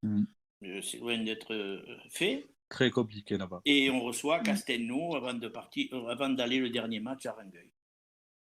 En fait, on a 2 matchs à la maison qu'il faut gagner les 2. Bon, puis après, je pense qu'en gagnant 2, ça peut passer. Mais bon. On table sur combien de descentes là? 3. Non, ça dépend. Ça dépend. Hein. Ça dépend, mais pour l'instant, en tout cas, sur le papier, si on s'arrête maintenant, c'est 3. C'est 3 ou 4, ouais. Si on s'arrête maintenant, c'est 3. C'est ça qui donne l'inconnu. C'est vrai qu'il vaut mieux tabler entre guillemets. Je pense que tous les coachs tablent comme ça. Je pense qu'il vaut mieux tabler sur 4 et se dire comme ça, on essaie d'être large. Se mettre à l'abri. Voilà, il faut faire 7-8, quoi. 7-8, il faut faire pour être un peu plus serein, quoi. Non, mais le match contre Castelnau va être très, très, très important. Faudra Mazamet, samedi. Hein. Mazamet aussi, ouais. La semaine prochaine. Hein. Sachant que voilà, Mazamet a encore beaucoup à jouer, donc je pense qu'ils vont... Et puis c'était une belle équipe, hein. Je crois que chez eux, on en avait pris 4 ou 5, je crois. C'est quand Albi Castelnau? Comment? C'est quand Albi Castelnau? Le 14... Ne quittez pas... Le 14 mai, ouais. 14 mai, ok. Parce que là, on va dire qu'il y a une petite coupure parce qu'il n'y a pas de Régional 3 le week-end prochain. Non, c'est le 28 mai. 28 mai, ouais, d'accord. Le 14, on va à Monastère. D'accord. Là, ensuite, passons à la féminine. La féminine, donc la D2 nationale, vous avez vu que Albi Marsac donc, a gagné 7-0 contre Mérignac. Ah ouais, super, c'est bien. Donc 7-0. Du coup, ils sont sauvés grâce à cette victoire-là. Voilà. Tant mieux pour eux, pour le foot albigeois féminin. Oui, c'est bien. Et pour la région, Coralie. Oui. Pour la région de foot Occitanie, c'est le must. T'as Rodez qui monte. Bon, Rodez, j'en ai pas parlé, c'est vrai, eux, ils montent. Oui, Rodez monte en D1. Albi qui est sûr de se maintenir, c'est l'idéal également. Montauban qui n'a pas démérité. Toulouse qui devrait jouer les barrages d'accession. Toulouse, ouais. Ah, ça va être Toulouse ou Colomiers, non? Non, Colomiers, ils sont en R2. Ah oui, d'accord, ok. Colomiers, ils vont monter en R1 par contre. Ils vont monter en R1 par contre. Oui, la régionale. Avec Colomiers, l'objectif, comme me disait le président, l'objectif c'est de vite, si possible, viser la D3 qui sera créée prochainement. Oui, mais on les a rencontrés en début d'année en Coupe de France et effectivement, ils nous en avaient parlé. Bon, de toute façon, après, avec les joueuses qu'il a... La régionale 2 poule A, perdons pas de temps. Hein, on va pas faire focus sur Colomiers. Hein. Gaillac, Albi Marsac a été arrêté donc, je vois vendredi soir. C'est ça. Donc là, ça va finir en commission, ça, Coralie. Oh, tu crois? Mais c'est sûr, un match arrêté finit en commission, je vous le dis. Mais à la 88e. Même à la 88e, voilà. Donc, bon, bref, Gaillac, on a gagné. Solide leader, pas pour le moment, voilà, solide leader. Voilà. Il y a la Montagne du Noir qui a gagné donc 2-0 aussi, donc dimanche. Oui. Eux, ils sont 3e aussi. Hein. Contre c'est pas mal, Soissons. pour les clubs tarnais là, dans la poule, c'est bien. Ah, mine de rien, ouais, parce que Albi Marsac est pas loin derrière non plus. C'est bien. Par contre, c'est serré. Non, on a des bonnes équipes tarnaises. Hein. Ouais, c'est très très serré. Allez, la D1 Tarn maintenant, la poule de votre réserve, monsieur Rachedi. Rapidement, donc réellement a battu Saint-Jory 3-0. La réserve d'Albi Marsac a gagné 5-0 à Brassac. Castellon qui a gagné 3-0 à Cordes. La réserve d'Albi, un but partout contre Roquecourbe. Vignoble qui a battu Lautrec 1-0. Benfica qui a gagné, Groyer-Benfica plutôt, qui a gagné 4-1 contre Pays d'Oc. Et le séquestre, hein, grosse surprise, qui a tenu un échec la Crémade 0-0 avec une équipe très très très remaniée au séquestre. Puisqu'ils ont perdu Mustapha Daklaoui, hein, qui a quitté le club. Voilà. Après, donc, il y a surprise entre guillemets, parce que c'était quand même aussi un objectif de jouer la montée pour le séquestre, mais, mais là, on va dire que la Crémade, ça leur fait mal, quoi. Non, mais là, il leur manquait 6 titulaires au séquestre. Oui, j'ai vu la compo, c'était que des joueurs qui jouent en D4 d'habitude. Hein. Ouais. Donc, ils ont mouillé le maillot, ils ont tout donné. Ils ont été valeureux, ils ont accroché donc la Crémade. Voilà.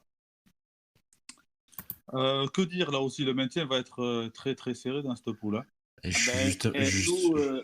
Nous, on joue le prochain match Vignoble et puis après on joue que le haut du tableau. Marsac, que le haut du tableau. Que le haut du tableau. Ouais. Si, je crois que le dernier match, je crois qu'on joue Benfica. Benfica revient bien aussi. Hein. Ouais, ça va être entre guillemets une finale, je pense. Après, on joue que les grosses, le haut du tableau aujourd'hui, qui Marsac est à la lutte pour monter avec la Crémade. Là, maintenant, ils peuvent se permettre de perdre un match, Marsac, là. Ils sont vraiment bien partis, là.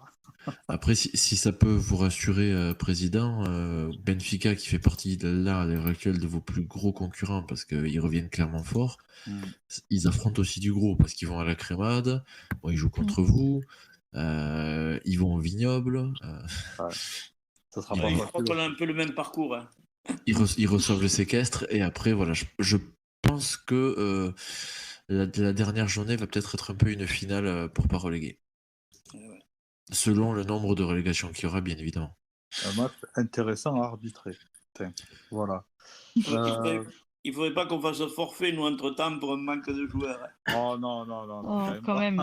Restons positifs. Voilà, oui, complètement. Il m'a fait la réalité. Parole de Farid, voilà. Mais bon, pareil pour le Benfica, je pense qu'il y a un mois, aucun d'entre nous n'aurait parié qu'il serait de nouveau en course pour se maintenir. Et là, c'est incroyable, il faut une remontée vraiment pas mal. La D2 poule A. La D2 poule A. Nico, là aussi, bon, tout est joué. La Grave est officiellement champion après leur victoire contre Carmont 3-1. Ah, tout est joué, non? Si, attends, quand je dis c'est jouer la montée. Attends, je suis mal exprimé là-dessus. Donc, la montée, toujours pas. Champion, plutôt le titre de champion. Voilà. Par contre, pour la seconde place, ça va être très très chaud, puisque Pampelonne qui gagne 1-0, Massa qui gagne 2-1 à Tersac, Briatet qui gagne 6-1 à Cadalé, et un Vergrésine qui gagne 6-1 contre la réserve de Gaillac. Et le gros carton du week-end de Saint-Benoît contre Albi Marsac 3, 8-0. C'est ça. Là, mouillez-vous pour la seconde place. On a 3 équipes pour la seconde place. Ouais. Vergrésine, Briatext, Pampelonne. Ouais. Massals, même s'ils peuvent encore être entre guillemets en course, ils ont quand même 10 points de retard. Je les vois peut-être pas forcément réussir à rattraper les 10 points. Je vois pas Vergrésine se faire avoir aussi souvent. Pampelonne, attention, avec un match à moins. Voilà, mais c'est un match gagné, je répète. Mais attention, Pampelonne. 2 matchs à moins, même, par rapport avec Vergrésine et Briatext. Après, voilà, vu que pareil, c'est une poule avec des matchs. Poule à impair, c'est un calcul compliqué à voir, quoi. Là où c'est très très chaud, là où j'ai envie de vous entendre, même Koucha, là, tout le monde, hein, la D2 poule B. Ce week-end, il s'est passé beaucoup de choses. Saint-Sulpice qui bat Autant 1-0. Il a mis un coup de pression à Blanc qui jouait le lendemain, puisque Blanc recevait la Bruguière. Et la Bruguière a gagné à Blanc. Donc du coup, ça donne au classement ex-aequo entre Blanc et Saint-Sulpice, voilà. Donc Blanc et Saint-Sulpice... mais Blanc a un match en moins. Et comme dirait Farid, un match en moins, c'est un match gagné. Attention, oui, mais c'est pas Non, là, c'est pas un match en moins, c'est juste qu'il est toujours pareil, c'est une poule impaire. Plutôt que de faire deux, à deux Oui, matchs ouais, en ouais, moins. ouais. La plutôt que de Bruguière faire a deux deux. poules paires, ils ont Merci, fait deux Koucha. poules impaires. Merci, Koucha, il est attentif. La Bruguière a 2 matchs à moins. Attention, la Ah. Bruguière aussi. Vous avez vu, ils ont 2 points à moins, mais ils ont 2 matchs à moins. Là, c'est une 2 matchs finale gagnés. à 3, quoi. Là, Là, c'est Macron, Le Pen, Mélenchon. d'accord. Il aime la politique ce soir, notre ami. Ne ressasse pas les mauvais souvenirs. Voilà. Voilà. Là, la par contre, j'aurais une question Dis-moi. pour éviter, entre guillemets, tous ces casse-têtes de Intel à autant de matchs à moins et tout ça. Pourquoi on a 2 poules à 13? Pourquoi pas une poule à 12 et une à 14? Attends, je t'explique. Déjà, il y a la Garrigue qui est forfait, hein, vous avez vu. Hein. Donc, ils sont à 12 au final. Oui, il y a la Garrigue qui est forfait, mais ça, il ne pouvait pas le prévoir en début de saison. Oui, mais ça, oui, malheureusement, non. Je ne fais pas partie de la commission des compétitions. Voilà. Je ne pourrais pas t'aider là-dessus. La D3 poule A, que dire Saint-Jury qui gagne 7-0 à Albi-le-Breuil. Là aussi, hein, pour le titre, c'est joué. Hein, les Coteaux, solide leader. Donc, d'ailleurs, on m'a répondu, messieurs. Vous vous rappelez la semaine dernière ce que je disais? Messieurs, dames, merci Koucha. Il y a Marlène Schiappa vraiment qui va prendre son téléphone et nous appeler si tu continues comme ça. Arrête, je vais avoir la pression, je vais mettre fin à l'émission immédiatement. Non, vous vous rappelez, est-ce que vous avez écouté ce que je disais la semaine dernière? Il y a un auditeur qui nous posait une question dans les questions auditeurs qui nous disait qu'apparemment l'entente Coteau Senior ne pouvait pas monter suite à une fusion. Donc j'ai un auditeur qui m'a écrit, voilà. Il me dit concernant l'entente des Coteaux, ils ne peuvent pas monter en D2. Il s'agit d'une entente et non d'une fusion. Donc, sur une entente, apparemment, vous ne pouvez pas monter. Mais sur une fusion, vous pouvez. Voilà. Vous avez compris? Donc en gros, ils sont champions, mais ils ne peuvent pas monter. C'est ça? Non, c'est ça. Donc, ça serait peut-être Saint-Jury 3 ou Pampelonne 2. Voilà. C'est-à-dire qu'en gros, du coup, ça veut dire que la poule A est la seule poule de D3 où la montée n'est pas encore jouée. C'est ça. Parce que j'allais y venir. Donc, dans la poule B, la poule de Pugouzon, Brens, ça fait un grand pas, là c'est sûr. Hein. Ah oui, Brens monte. Après, il faut voir le meilleur second. Ouais. Brens premier. Dans la poule C, donc c'est la réserve de Grolier, tu en parlais tout à l'heure, donc Nico. Et dans la poule D, c'est Cambounet qui est solide leader aussi dans cette poule D. La D4, pareil, hein, vous allez voir, hein, dans la poule A, c'est le CKF qui est bien parti. Dans la poule B, vous avez la Bastille de Lévis qui est bien parti également. Et dans la poule C, c'est Castres JS aussi qui a creusé les cartes ce week-end avec la Bruguière 2. Voilà. Et petite info qu'on m'a donnée aujourd'hui, Valderiès va remonter une équipe la saison prochaine avec un bon petit projet ambitieux. Il va repartir donc en D4. Voilà ce que j'ai appris en tout cas aujourd'hui. Est-ce que vous avez autre chose à rajouter pour le foot tarnais? Juste conclure que, comme on a dit tout à l'heure avec l'interview du président, on est sur un fil. Enfin, le foot tarnais est sur un fil en cette fin de saison, et en espérant que ça bascule du bon côté, avec le minimum de casse possible. On croise les doigts, hein, président? Ouais. Là, je pense que si mi-juin on se retrouve tous en se disant qu'on a eu que 2 équipes qui sont descendues, c'est-à-dire Copain d'abord qui est sûr de descendre et Grouillet qui semble quand même mal embarqué, je pense qu'on sera quand même plutôt content. Croisons les doigts. J'ai une question auditeur, donc tout de suite, allons à la question auditeur. La question auditeur, mes amis, aujourd'hui, c'est Jérôme, il y en a une. Hein. Il nous pose une question aujourd'hui, c'est pour vous, président.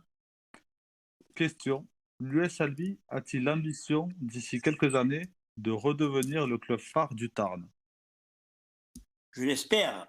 Ah. Nous mettrons tout en œuvre pour l'être.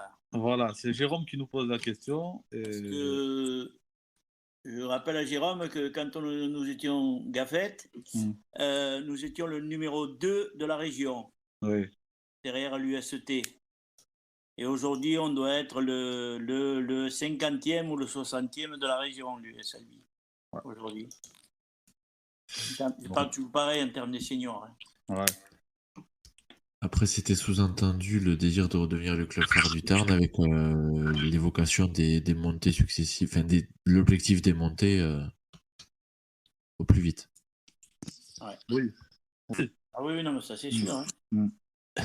C'est pour ça que je relance l'appel pour les joueurs là, qui connaissent mon numéro aussi actuellement. Si vous êtes intéressé par l'US Albi, je fais aussi de la Voilà. Vous me contactez, je vous mettrai en relation avec le président. Voilà. Et comme vous n'auriez pas compris, ils recrutent. Nous aurons des défraiements l'année prochaine. Hein. D'accord, voilà. Tout est dit. Et promis, Farid. Tout est dit. Voilà. Promis, la Panouze ne prend pas de commission à chaque signature. Bon, ça va. Non, on n'est pas comme ça. Nous. On n'est pas Rayolia. On est passionnés, voilà. Allez. Ça vaut exactement pour les arbitres garçons et filles. Hein. Oui, voilà, exactement. Les arbitres, vous êtes les bienvenus également. J'aurais une question supplémentaire pour le président. Donc avec la montée du TFC qui est validée, le partenariat qui est visé, vous ne pourriez pas m'avoir des places TFC Lens l'an prochain? Ça dépend qui tu fais signer à l'US Albi. Il te paye en place. Non mais là vous avez un concurrent, c'est un petit neveu à moi, il est de Lens et il n'arrête pas de me demander des places pour Lens. Ah zut. Et voilà, c'est ça, la concurrence. C'est très bien qu'il puisse monter là. Hein. J'irai demander à Jonathan Lacour. Voilà, on doit avoir des entrées, Jonathan. Ouais. On bascule aller sur les résultats MPG MyProno, donc jouer avec les experts, c'est tout de suite. Et merci Radu.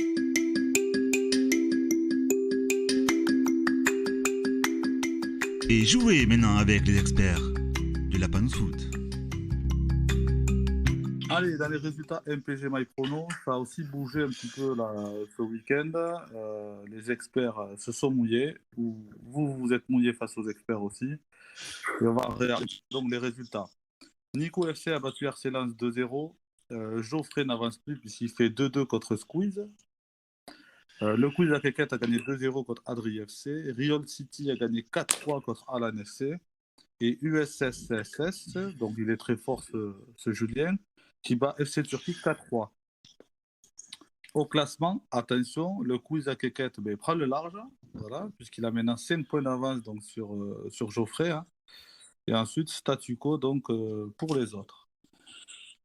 Dans MyProno, est-ce qu'il y a des bons pronostiqueurs chez nous? Oui, puisque Geoffrey est en tête, premier. Grégo fait une grosse montée puisqu'il gagne 2 places, il est deuxième. Et Keket chute de 2 places et quatrième. Et ensuite, pour Koucha, FK et toute la bande, ça ne bouge pas. Allez, on clôt le débat MPG MyProno. Tout de suite, le quiz de Keket, mais sans Keket, malheureusement.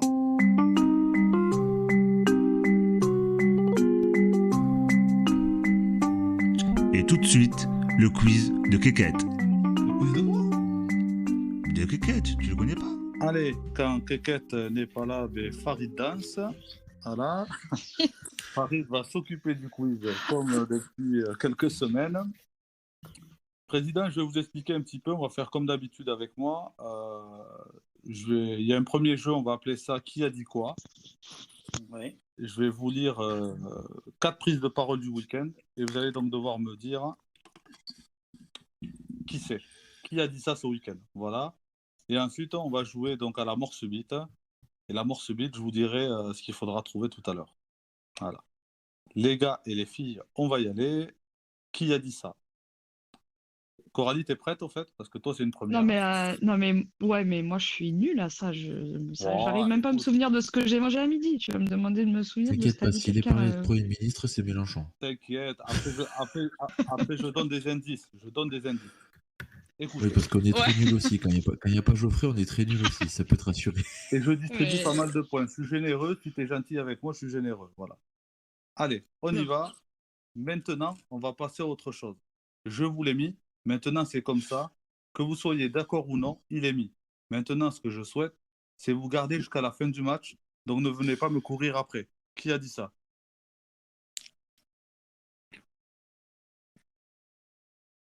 Turpin. Ça, c'est un arbitre, ça.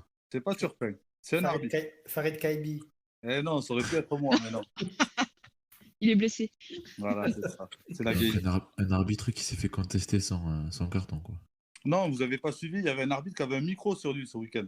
Oui, Ah, oui, d'ailleurs, oui, je m'en souviens. Sur la ASSE Monaco, si je dis pas de Ah, mais... conneries. Ouais, Oui, mais c'est maintenant, il ça, faut que tu mais trouves vous le nom trouvez de le nom de l'arbitre. l'arbitre? Oui, mais je m'en souviens pas.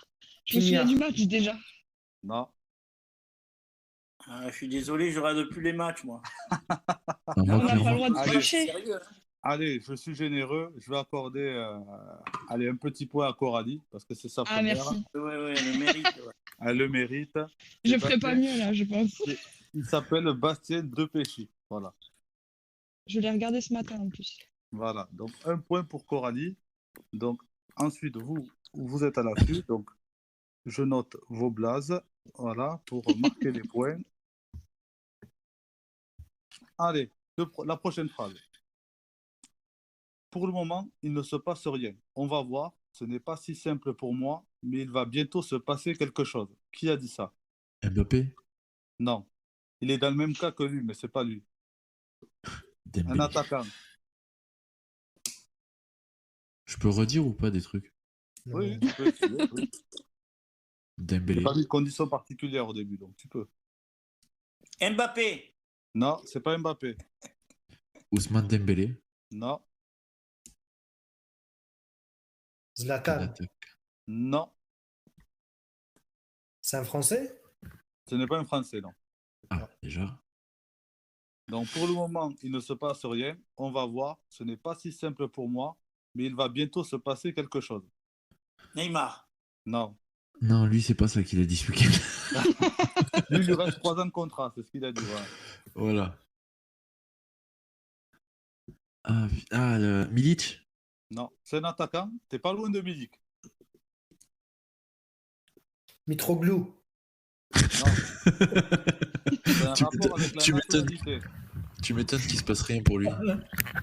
C'est un rapport avec la nationalité quand je dis ça. Ah, Lewandowski. Bravo, Koucha, Robert Lewandowski, qu'on annonce de plus en plus au Barça. Voilà, c'est pour ça qu'il dit ça. Allez, troisième personne. Je pense que ça ferait râler Julien qui signe au Barça parce que c'est pas là où il y a le plus besoin, mais bon. En tout cas, c'est... À Ça y va, lui, on le prendrait volontiers en tout cas. J'imagine. Ensuite, le prochain. C'est un entraîneur, une encyclopédie du football. Tactiquement, il a toujours un coup d'avance. J'ai sauté des classes avec lui. Avec lui, j'ai appris le football à 33 ans. Donc là, vous l'avez compris, c'est un joueur qui parle d'un entraîneur. On Payet. parle d'un coach. Payet. Ce n'est pas Payet. Payet, il a 35 ans. Donc, Ali, vous le connaissez, ce joueur. Il a joué à Toulouse. Il a joué à Toulouse. Il a joué à Toulouse. C'est un entraîneur, une encyclopédie du football. Tactiquement, il a toujours un coup d'avance. J'ai sauté des classes avec lui. Avec lui, j'ai appris le football à 33 ans. Fodé Mansaré. Non. Non, il a beaucoup plus, lui. Non, mais ça à Ça, on l'époque. sait pas. 33 ans. Et juste pour ça, il a quel club maintenant? Ah, si je vous donne le club, vous allez trouver direct. En plus, je vais vous donner un indice. Là aussi, vous allez trouver direct. Mais Moussa ce joueur- Sissoko. Non, t'es pas loin. C'est cette génération-là. Capou. Étienne Capou. Bravo, Koucha. Étienne Capou. Il me l'a enlevé de la parle- bouche. On parle de Unai Emery. Voilà. Qui font une C'est sacrée vrai qu'il a saison quand franchi un même palier, à Villarreal. Hein. Étienne Capou franchit un palier à Villarreal. Là. Oui. Ouais. Il a stagné un petit moment en première ligue. Là, c'est clair, c'est beaucoup mieux. C'est ça. Et c'est pour ça qu'il valorise son entraîneur. Voilà. Le quatrième, vous allez le reconnaître, je pense. Ce que les gens pensent de vous quand vous arrivez n'est pas important. Ce qu'il est, ce qu'ils pensent de vous quand vous partez. Donc, ce que les gens pensent de vous quand vous arrivez n'est pas important. Ce qu'il est, c'est qu'ils pensent de vous. C'est ce qu'ils pensent de vous plutôt quand vous partez. Je pense qu'on peut officiellement dire que je suis nul au Kikadi. Hein. Ah, c'est Ouais. compliqué, franchement. C'est un C'est un coach qui a dit entraîneur. ça, non? C'est un Ouais. entraîneur. C'est une phrase de coach, ça. Tourelle. Ah oui, ça c'est sûr. Thomas Tourelle. Pas loin, Koucha. Unai Emery. Non. Pochettino. Non. Ah, lui, ils vont pas passer beaucoup de choses. Ah lui, il n'a pas donné de réponse. Un entraîneur. Calacote, qui marche bien. Un entraîneur. Mais Mais à vrai dire, je vous dis, je suis sérieux, je regarde plus les matchs là depuis. Je suis à part Toulouse, je regarde plus aucun match. Il entraîne en France ou Non, il entraîne à l'étranger. Klopp. Bravo Koucha. Jürgen Klopp. Ça fait il 3 points. Il marque un triplé là-haut. 3 points pour notre ami Koucha. Ah, mais c'est ce que vous faisiez cet après-midi, tous les deux, quand je vous ai vu, là, vous étiez en train d'échanger les réponses. Ah, je savais bien qu'il y avait de la corruption dans cette émission. Non. Pour être clair et transparent avec vous, avec Koucha, on a été en contact aujourd'hui, mais je ne lui ai pas parlé du quiz. Voilà. Après, j'ai une proposition. Si Ali veut bien partager avec nous et les auditeurs une anecdote sur sa période, notamment à la tête de cellule de recrutement à Toulouse, une anecdote croustillante, je peux filer 1 ou 2 points. Je peux lui transférer 1 ou 2 points. Je vous en file une, celle-là, mais franchement, là, je vais être la risée du monde. Ah, pourquoi? Alors, Spearing, vous savez, Spearing, c'est un des seuls qui n'a pas été recruté avec les data. En fait, Spearing me l'avait proposé à moi. J'ai été le voir 3 fois en Bulgarie. Et j'avais dit à Komoli, écoute Damien, ce joueur, vraiment, il a un bon profil et tout. Il ne perd jamais le ballon. Il faut qu'il augmente un peu son intensité athlétique. Et en fait, il s'avérait qu'il avait des bonnes data, des bonnes stats. C'est la mode aujourd'hui, le data, le recrutement. Et bon, mais là, pour l'instant, il ne se trompe pas beaucoup. Hein. Non, c'est vrai, oui. Et en fait, bon, j'avais été voir un week-end, j'étais parti regarder plusieurs matchs en Bulgarie, notamment le revoir à lui. Et puis, je savais qu'ils avaient un entraînement le lendemain. Ils avaient un entraînement. Alors j'ai dit, je reste à Sofia et je vais aller le voir, son comportement à l'entraînement. Et alors bon, je ne pouvais pas aller au bord du terrain parce que les gens, ils m'ont dit, qu'est-ce qu'il fait celui-là? Alors j'ai été sur un pont à 300 ou 400 mètres. Et puis bon, il commence à s'échauffer. Je vois un grand costaud un peu blond qui est toujours devant sur les courses et tout. Bon, je rappelle le président, j'écoute, président... Bon, dans le jeu, ça confirme ce que j'ai vu, mais puis à l'entraînement, vraiment, il a un comportement exceptionnel. Et le soir, je vais à un autre match avec un copain agent qui le connaissait bien.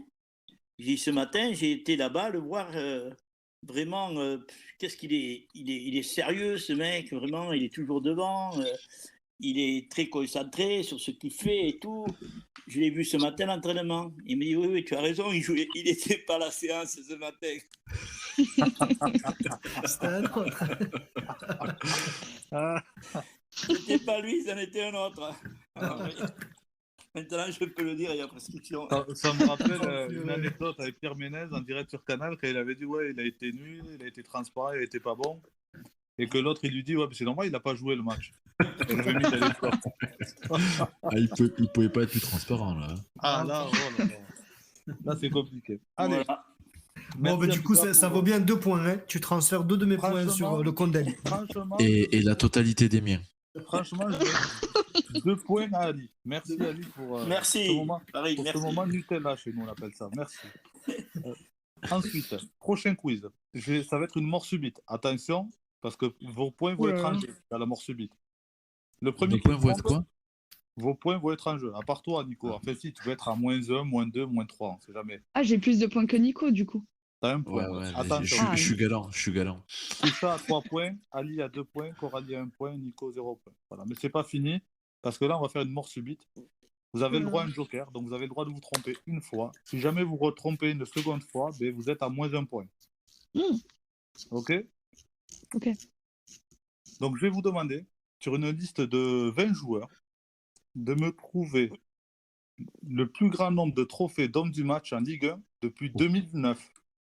Depuis 2019?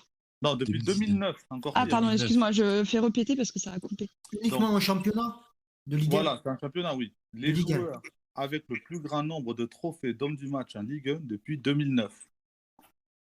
On va commencer par Koucha, vu que tu as 3 points. Quelle arnaque. Il n'y a pas de concurrence facile. Allez, Koucha. Je veux dire, chez Zlatan. Zlatan est 3e, bravo. Zlatan, 3e. Adi. Un Mbappé. bon joueur de Ligue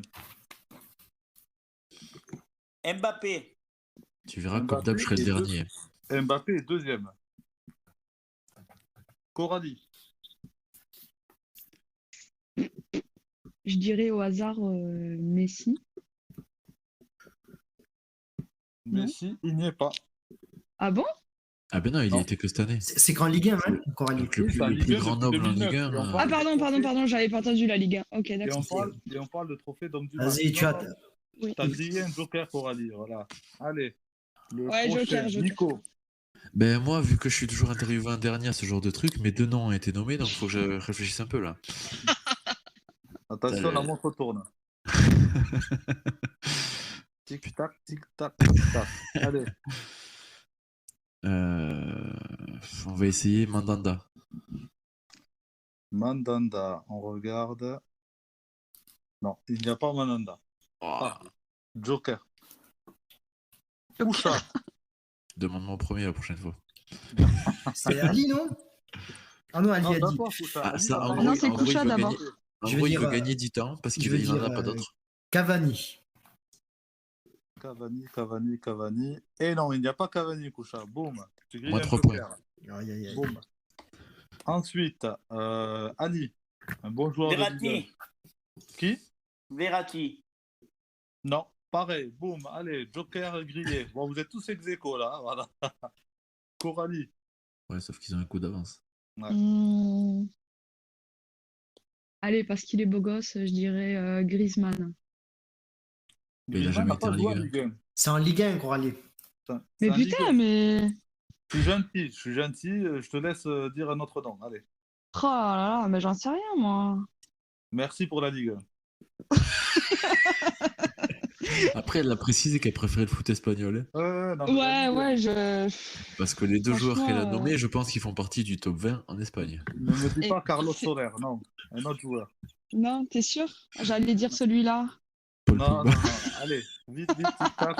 Et il y a plein de joueurs, hein. Je vais vous dire, hein. Je vais vous donner Mais des indices. franchement.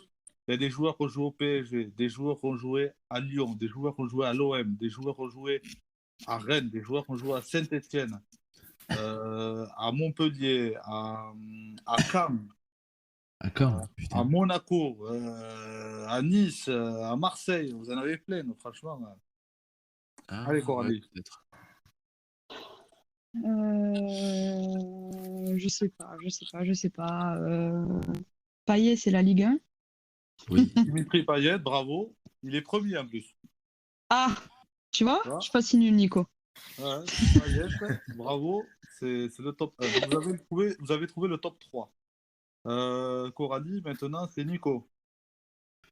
Et là, j'hésite entre 2. Gignac. Et le deuxième, c'était quoi? Falcao. Oh, la catastrophe. Il n'y en a aucun des deux. Et ça, t'as quand même- Ah, la prochaine fois, t'as qu'à arrêter de faire du racisme contre moi parce que je suis lensois et que voilà. Non, il n'y a pas de Et complot. me demander en premier.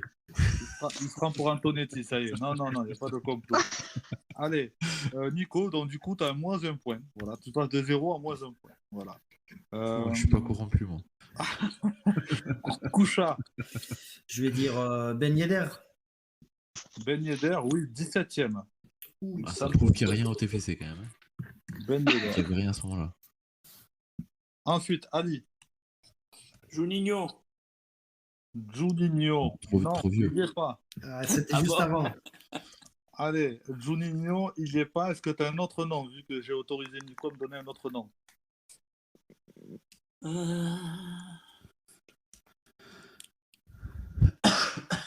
Il y a du français, il y a du suédois, il y a du brésilien, il y a de l'argentin, de l'hollandais, Pourquoi j'ai pas autant d'aide, moi, quand c'est moi? de l'algérien, du tunisien.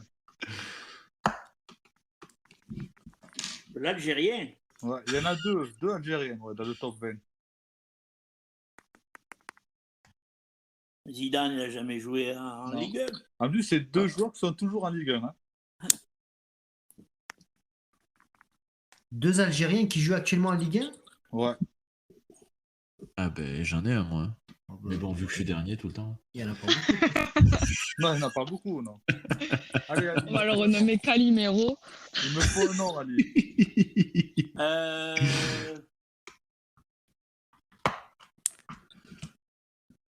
Laborde. Non, il n'y a pas Laborde. Ali, tu passes à 1 point. Ensuite, Coralie. Neymar.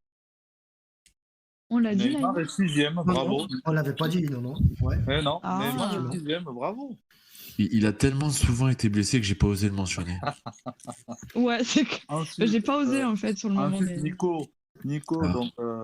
Alors j'ai peut-être une idée pour l'Algérien, Delors. Non, mais tu as moins 1 point à chaque fois. Donc là, tu es à moins 1. Donc tu as intérêt à en trouver, de ne pas te tromper une seconde fois. Donc Delors. M'en fous.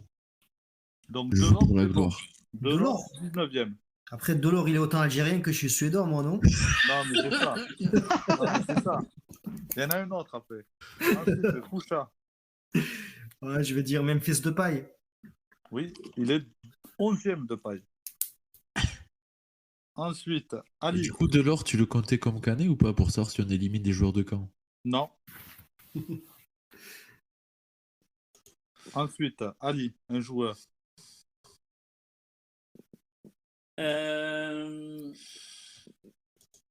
Kipembe. Kipembe. Est-ce que je l'ai vu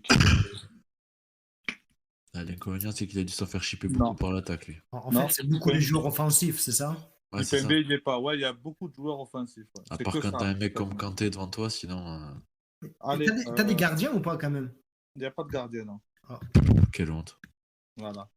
Non, il n'y a pas Jean-Louis Lécart, Nicolas. Allez, Ali, attention, hein, une mauvaise nouvelle et c'est moins 1 point. Attention.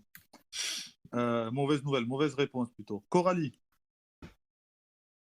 Mhm. Ouais. Je connais pas le joueur. Ouais. Non. Allez. J'ai plus d'idées. De qui pourrait dire être Daniel un Morera. jeune. Non. Allez, Coralie, un joueur de Ligue 1. Ben oui, mais je suis comme Ali, je regarde pas trop les matchs à la télé. Ben Arfa, dis Ben Arfa. Non, mauvaise idée. Mais je pense à des noms, mais je suis même pas sûr qu'ils jouent en Ligue 1 en fait. Donc, je crois qu'ils Non, jouent mais- tous en Espagne, ceux que je connais. Ouais, ils sont peut-être passés par la Ligue 1 avant 2009. Donc, on va savoir. Je sais pas. Ben Yedder, il jouait en Ligue 1. Il a déjà été dit. Ben Yedder, ça a été dit. Ah, pardon, autant pour moi. Moins 4. Attention, Coralie, si tu te trompes là, c'est catastrophe. Donc, non. Là, à force, tu vas trouver du pétrole, là, si tu creuses dans le négatif. Allez. Mais n'importe quoi. C'est dans le négatif, moi je suis dans le Allez, positif. ouais, mais tu vas le rejoindre bientôt. Allez. Ah, vous me mettez la pression là.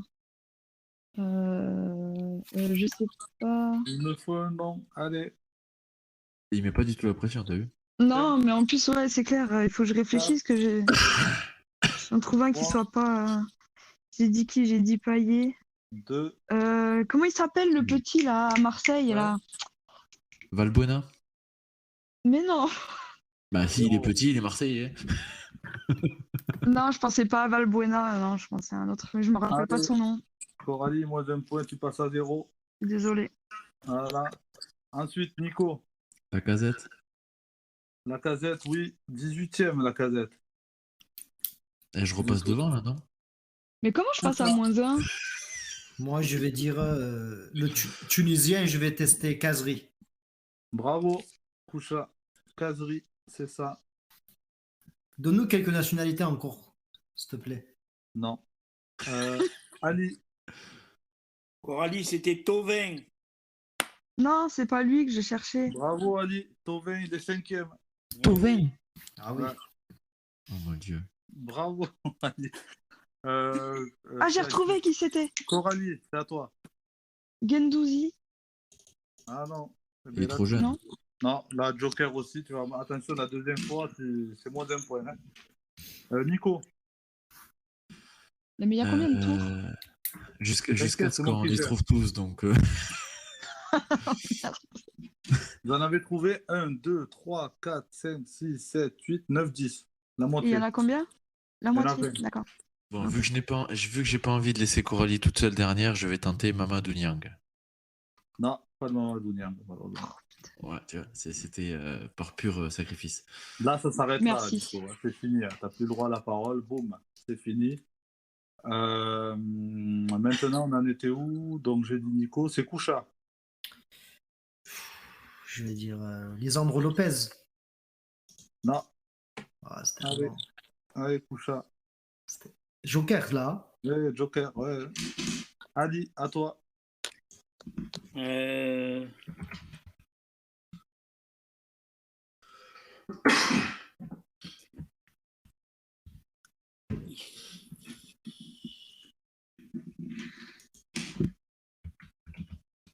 Anderson.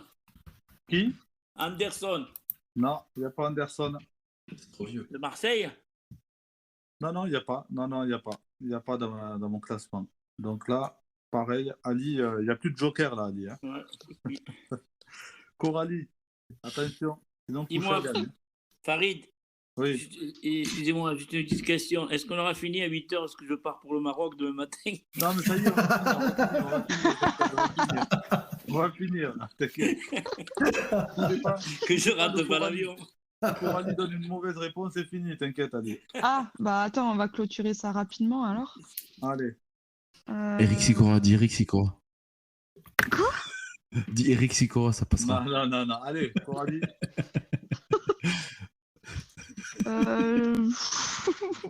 Il me met une pression. Allez, vite, ou je le balance le chrono. Je sais pas, je sais même pas s'il a joué en Ligue 1 aussi. Giroud. Allez, c'est perdu. Il n'y a pas Giroud. Voilà, donc Ali va pouvoir partir pour le Maroc plus rapidement que prévu. Voilà. Il me remerciera Ali pour ses vacances. Oui, merci Coralie, merci. Bravo, avec plaisir. Bravo Koucha. Voilà, je vais vous donner le classement. Et vous allez être vraiment impressionnés. En 1, Payet. En 2, Mbappé. En 3, Ibrahimovic. 4, Néné. 5, Robin. 6, Neymar. 7, Fekir. 8, Benjamin André. 9, Angel Di Maria. Benjamin André. Eh oui. Ouais, c'est vrai que il a fait que des saisons pleines, hein, en Ligue 1, lui, hein, c'est vrai. 10, Loïc Perrin. 10, Loïc Perrin. Hein. Ah ensuite, ouais. 11, Depay. 12, Rémi Cabella. 13, Riyad Boudbouz. 14, TJ Savanier. 15, Kazri. 16, Julien Ferré. Oh, mais tu l'as trouvé où ton classement? T'inquiète. 17e. Il va pas le dire parce qu'à chaque fois, il va chercher ailleurs. 18e, Lacazette. 19e, Delors. Et 20e, Valbuena. Ah, Voilà on aurait dû dire Valbuena final. du coup. Comment? Tu vois, je te l'avais soufflé en plus. Ouais, Valbuena. Nico il m'a soufflé Valbuena. Ouais, mais tant pis. Pas de bras, pas de chocolat. Et pas de moment Nutella. Voilà. Bon, ben, vivement que quelqu'un revienne pour le quiz quand même. Hein. Non, mais ça va. Est-ce qu'il peut pas préenregistrer les questions par hasard? Je sais pas. C'est une bonne première pour Ali, bravo. Merci Ali Merci à vous d'avoir participé à notre émission, ça nous fait énormément plaisir. Partagez le plaisir. Que tu sois intervenu, voilà, ça, c'est très gentil de ta part. Voilà. Écoutez, c'est sympa à vous de m'avoir invité et puis je vous souhaite une longue vie à votre émission et à vous tous. Merci, c'est gentil. Ali, que vous montiez vite rapidement en première division kayak. Voilà. On verra ça. Voilà, parfait. En tout cas, retrouvez nos podcasts donc, sur Spotify et YouTube, hein, comme d'habitude, et sur la page Facebook, et notamment sur le site Oxygol. Hein, Nico? Absolument, dès demain matin. Voilà. Allez, je vous souhaite en tout cas une bonne semaine à tous. Donc cette semaine, chez les pros, il y a de la Coupe d'Europe. Allez l'OM, hein, bien sûr. Et dans le monde amateur, le week-end prochain, c'est un week-end de Coupe du Tarn, et Manens et Trouche dans le département. Voilà. Donc, bonne chance à tous et à toutes, bien évidemment. Bonne semaine, bonnes vacances Ali. Et à très bientôt, les auditeurs. Allez, merci beaucoup. Merci. Au revoir. Ciao.